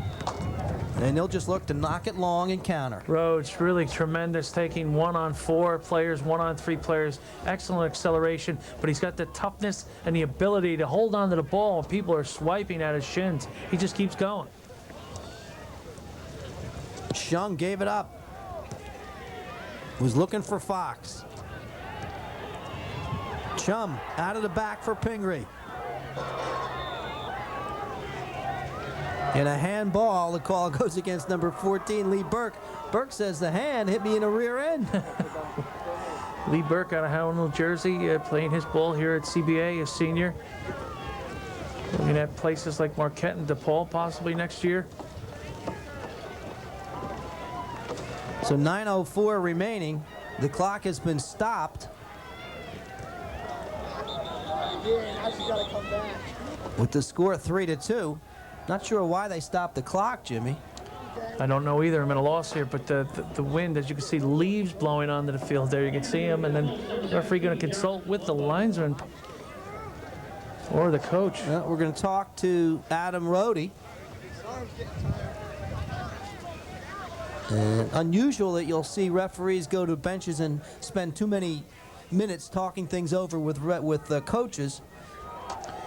And Pingry knocking off Del Barton 2-0, Hudson Catholic 2-1, and Pope John the 23rd 2-0. They played that game up in Harrison, New Jersey. That was the final game, the semifinals in North Jersey.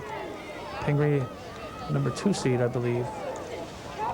Number 3 seed in North Jersey. CBA, the number 1 seed in South Jersey. So turnabout is fair play. Referee has consulted with both coaches. And here we go for the final 9:03. Wind is really howling. The ball almost impossible to get it stationary on the restarts. Trapiccio way off his line. Kind of a high side volley. You better get back in there the way that wind is blowing. Applebaum. And it's good that he took that chance. Trapiccio, as we can see the old glory of the wind blowing pretty strong here at the College of New Jersey. It is strong at the back of CBA, so a definite advantage for the Colts as they try to protect a 1-goal lead. But Trapiccio doing well. He had to get off his line. He was very worried. You could see where he was, 20 yards out maybe, 25 yards out. If he misses that. But again, Pingry's got to get forward fast in these waning minutes. And a restart for the Colts as they flight it to the top of the 18. Knotted down by Arizalo. Oh, solid defense there. Good play by Ken Spano.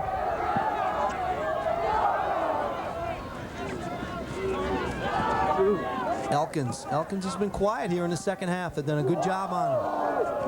Nifty move by Giotis. Early service, and Trapiccio goes to the air, knocks it down, and then covered up by Pingry. Nice job by Trapiccio. Almost an opportunity for the Colts.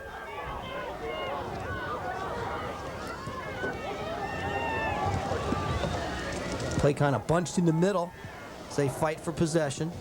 Shung came away with it. Nice touch. Here's Giotis. And Giotis now will try to show his bag of tricks and gets the throw in for the Colts.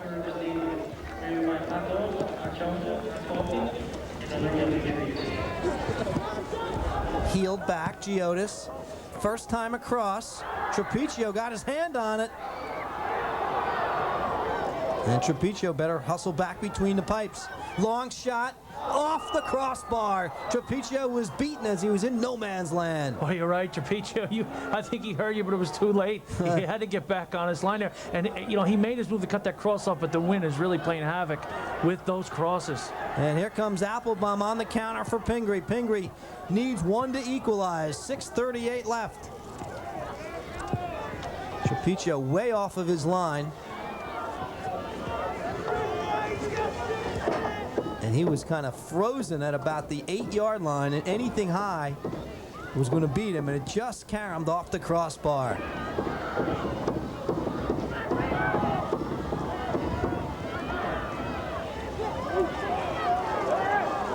Colts take it away. Incredible pace in this match. Good touch up the right side. Locke fights off a tackle, looks to slide it across. First time opportunity, it's too high. What a great ball put back by Locke, and we see Wiggins in the corner, and Locke, they collided in the corner. Here again, this time Locke wins this one and plays the ball back and unable to strike it. It was a tough angle. Gonna have to try and volley that here again. Locke this time getting the cross over. Oh, tough break. And tough break is right. Wilkinson just a half a step ahead of it.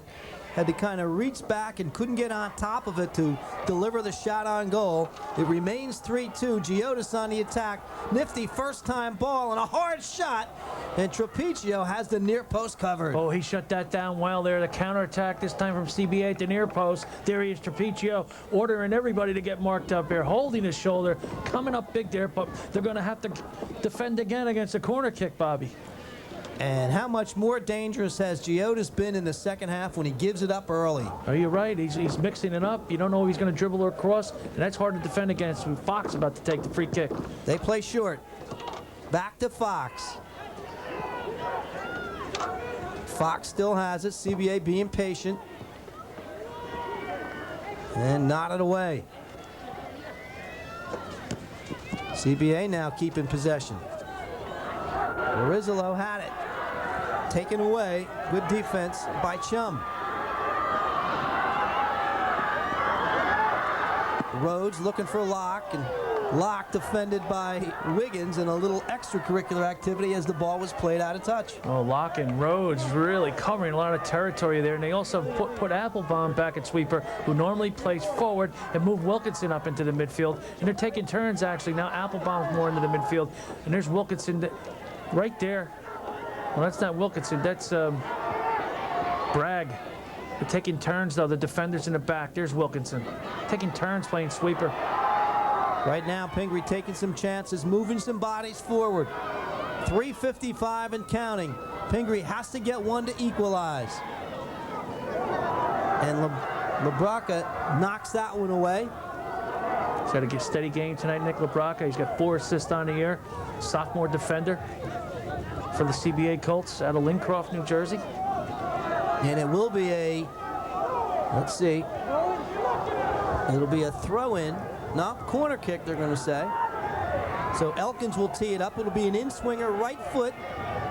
Scribner's got to watch and hold his line. He's been very, very dangerous and reckless as of late, coming off his line.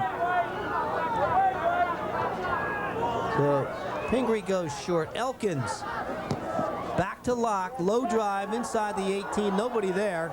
And CBA looking to come out of the back. Pingry keeping control.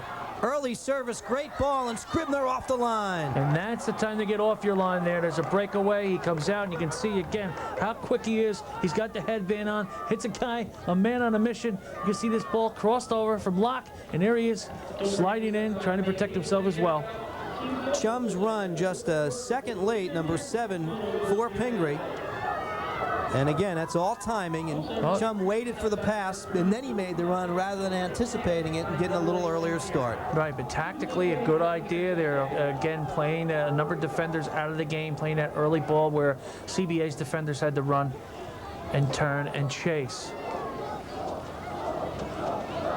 Close in on that 2-minute mark.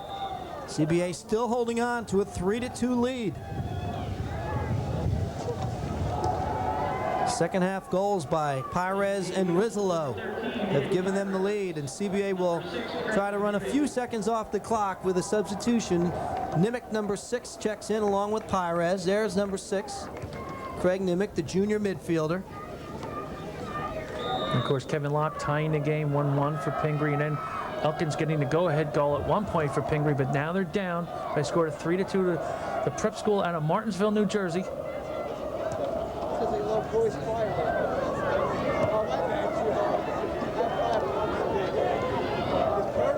Spano looking to play it forward, and CBA bringing everybody back to defend.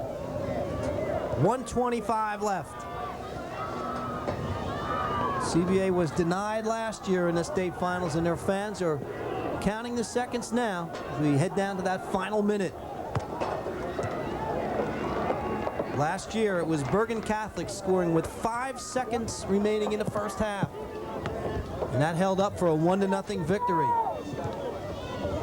So right now, Pingry's going to have to try and get some balls served into the box, but it's a tough time to do it because the wind is coming right into their face. And CBA will just throw it as long and as high as they can. They'll keep knocking it forward, and they've got 45 seconds left in this one before they can be crowned Parochial A state champs here in New Jersey. Giotis. They play it long. Spano has to volley it. 30 seconds remaining.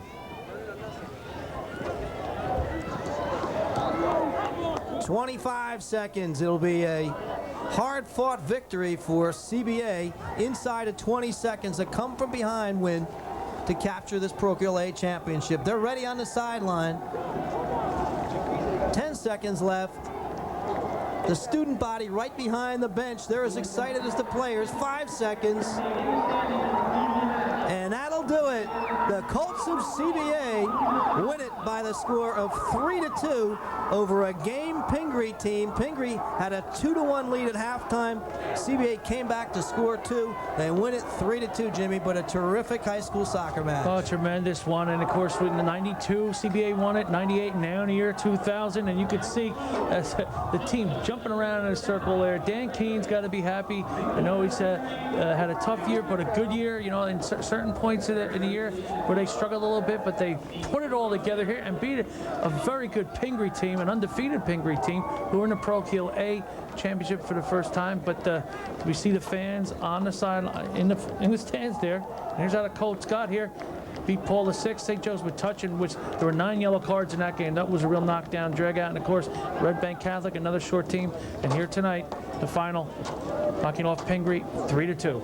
So the journey down the road to the title is complete, and Dan Keene's CBA Colts win it by the final score of 3-2. We'll get a chance to talk to Coach Dan Keene and our player of the match in just a minute. Stay with us. Post-game coming up next.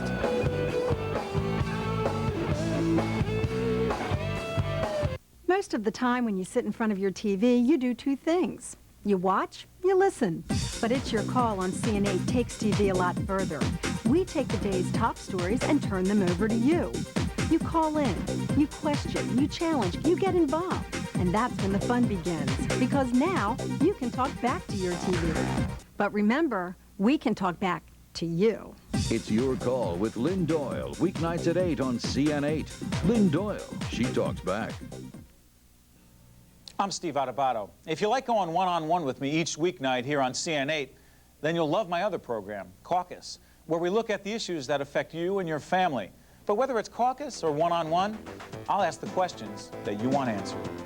Sunday nights at 11:30 on CN8, the Comcast network, connected to you. Caucus is made possible in part by Merck, the Robert Wood Johnson Foundation, the Prudential Foundation, and ShopRite. They clean your house, polish your floors, shine your furniture, correct your errors, and can kill your kids. The everyday household products your kids are sniffing to get high have always been right under your nose, too. Talk to your kids about the dangers of sniffing. Weeknights at 11 on Lou Tilley's Sports Connection. We've got games, we've got scores, we've got highlights, we've got personality. Heck, we've even got tomorrow's sports headlines. And of course, we've got you on the line and connected. 877-CN8 Live. That's our number.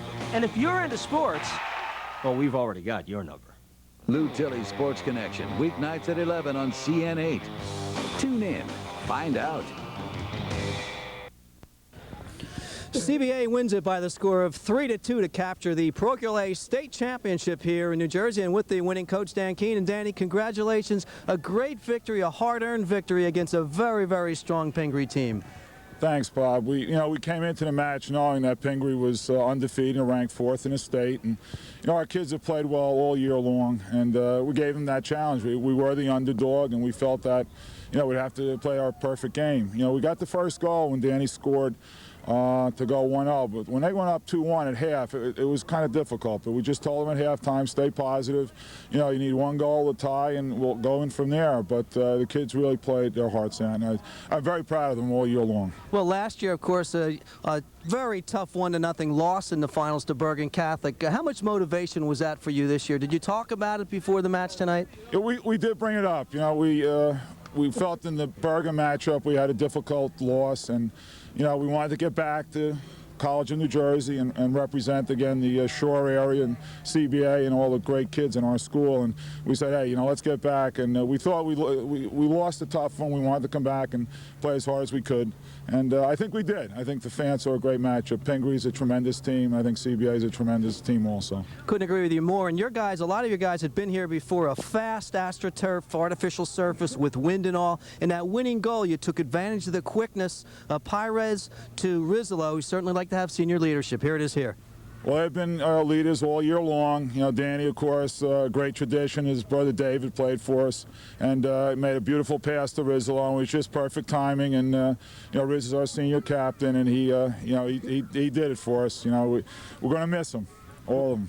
Well, your fans were chanting after the game, "Thank you, Scribner. Thank you, Scribner." And the goalkeeper came up big again for you. Right. Steve Scribner, of course, has had a magical year. He's a young man who we cut last year, so that's how much the coach knows. And this year he came out and he worked hard, and he's just been a tremendous keeper for us. He's a fan favorite. The kids love him, and I think part of the chemistry of this team was the fact that Steve Scribner, brought us a lot of motivation and excitement.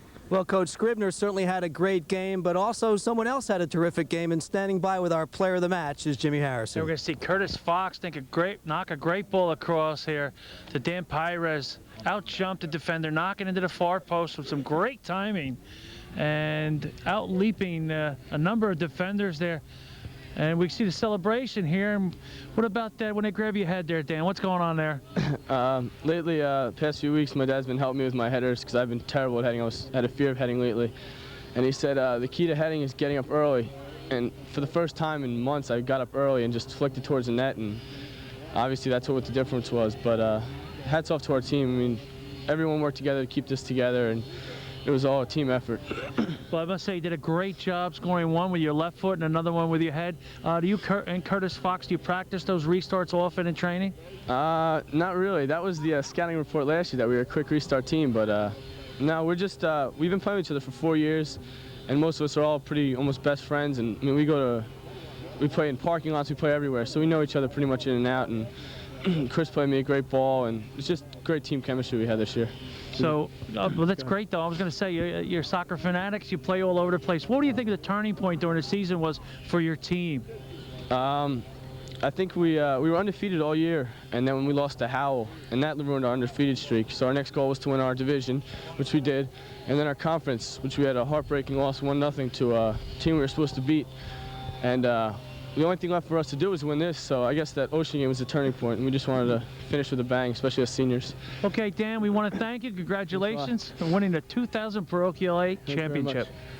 Well, playing on parking lot certainly helps when you play on AstroTurf. You can see our final statistics here. Pingry with CBA with 3 goals, actually. Pingry with 2 total shots. CBA dominated the second half, and certainly a tremendous victory. Jimmy, take a look at our goal summary there. Pires doing a great job, and Locke played well also for Pingry. Well, I was going to say CBA pretty much dominated when it came out, and Pingry showed their fight. As you could see, they answered back with Locke and Elkins in the 36th and 39th minute, and then we got into the second half there. Pires tying it up, and then Rislow getting the winning goal. Certainly a terrific matchup. I know you enjoyed it. I did.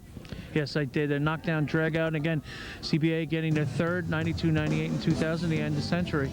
All right. Well done for CBA. They win it 3-2. One more look at the goal winner. For Jim Harrison, I'm Bob Lampin, and thanks for watching, everyone. Have a good night.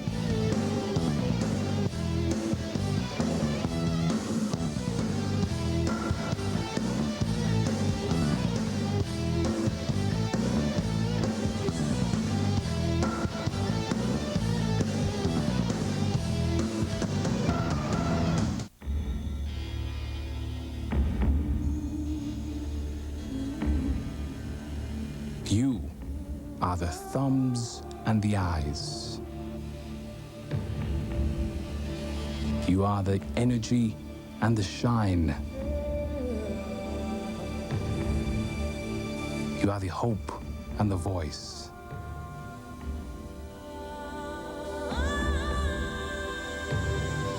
You are the rhythm and the gift.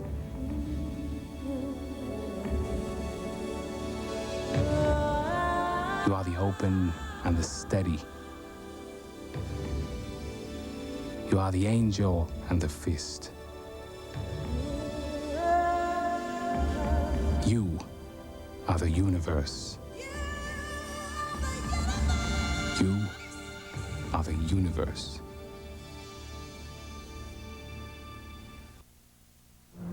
Hi, welcome to Let's Cook. Today on Let's Cook, we're going to make a wet rub and a dry rub for grilling or broiling. Let's make the dry rub first, and we'll use that for chicken.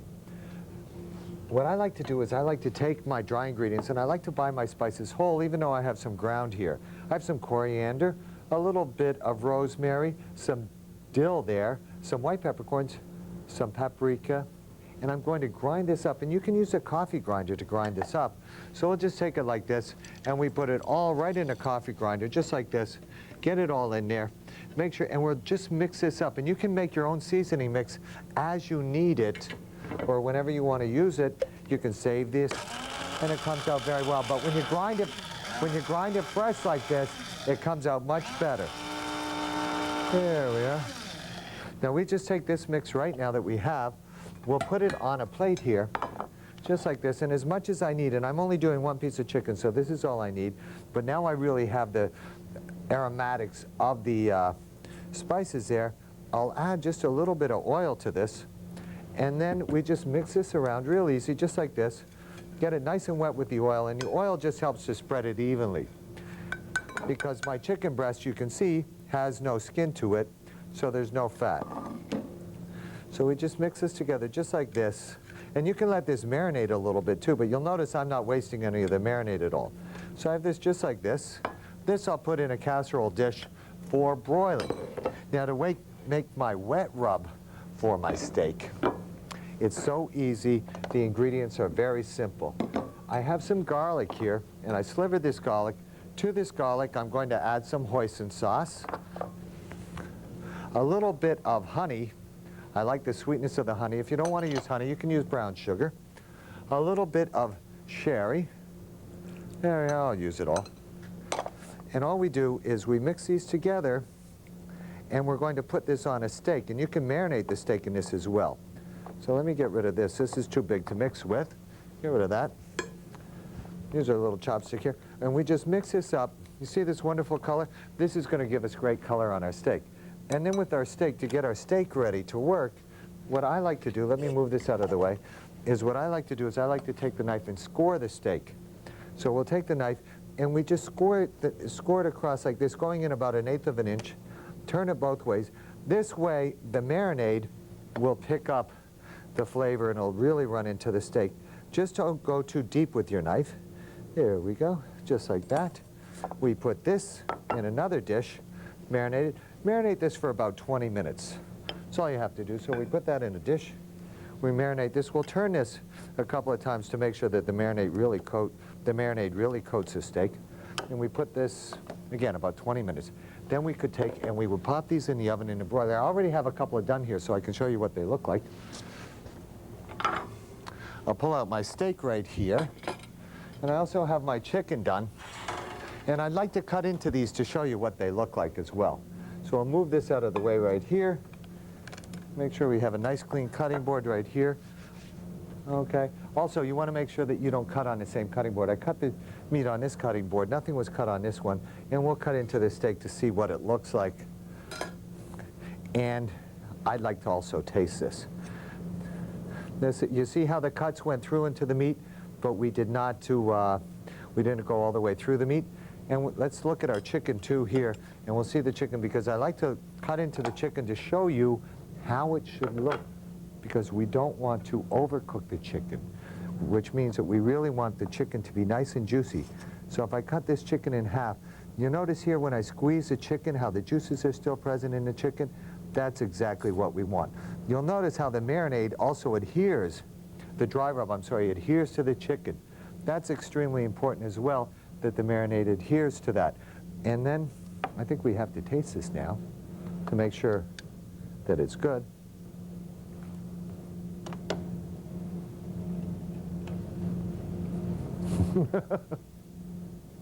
The only reason I'm laughing is because you're watching me chew.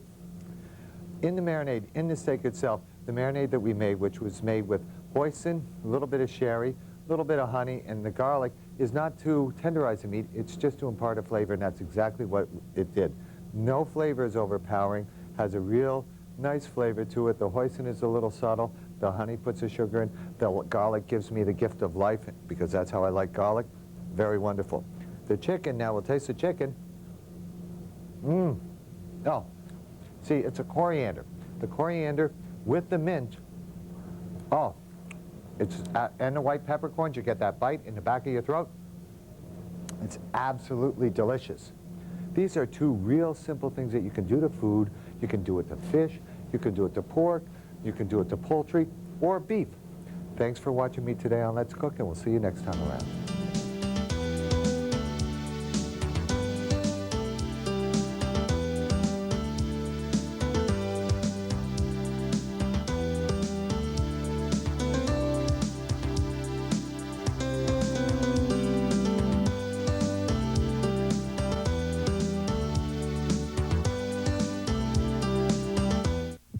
Let's talk about dying. Everybody's got to do it, but nobody wants to talk about it. So talking about organ donation is even harder, especially with your family. Because to talk about that, you got to admit you're gonna die, and that's hard. Maybe people think if they don't talk about it, it won't happen. You know what? That's exactly what happens with organ donation.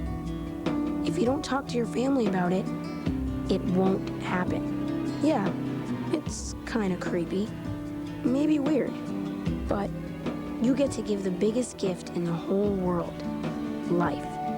So this is what I think. Organ donation is not about dying. It's about living. Talk to your family about living. Talk to your family about donating life.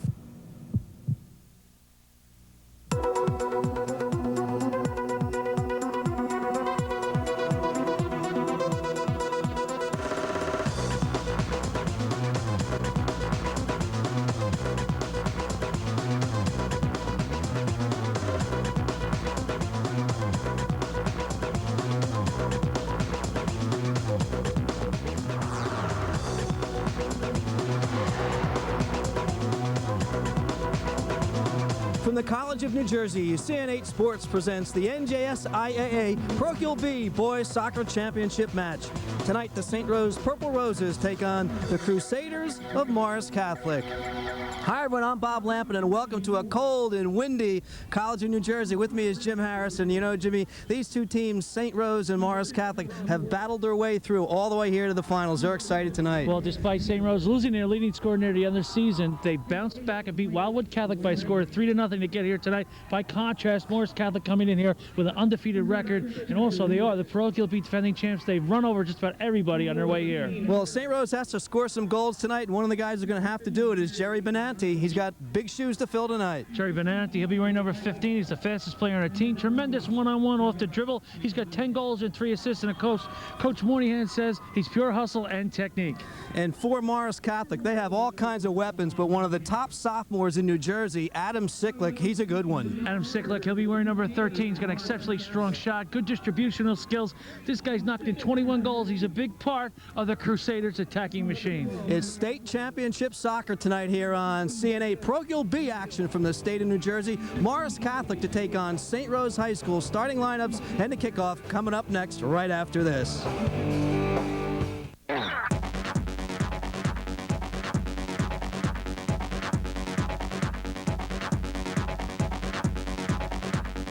CN8, the Comcast Network. Where will we take you tonight? The big game's live on CN8. Don't miss it every Tuesday and Friday evenings at 11 as the winning numbers are drawn for one of the biggest lotteries in the country, and the winner could be you. That's the big game jackpot drawing live every Tuesday and Friday nights at 11, only on CN8. We became America here. In the streets of Philadelphia, freedom was born. And in the nearby countryside, you can stand on some of America's most precious ground, Valley Forge. Here, the first in a long history of brave Americans proved their courage. So stand tall, walk proudly. You know, people say that nothing is sacred anymore. I say, come to Valley Forge. I'm Bob Dole, and that's my Philadelphia. Are you tired of trash TV and news you can't use? I'm Steve Adubato. Join me as I go one-on-one with authors, actors, journalists, CEOs, and sometimes politicians, people who make a difference. One-on-one, I'll ask the questions that you want answered.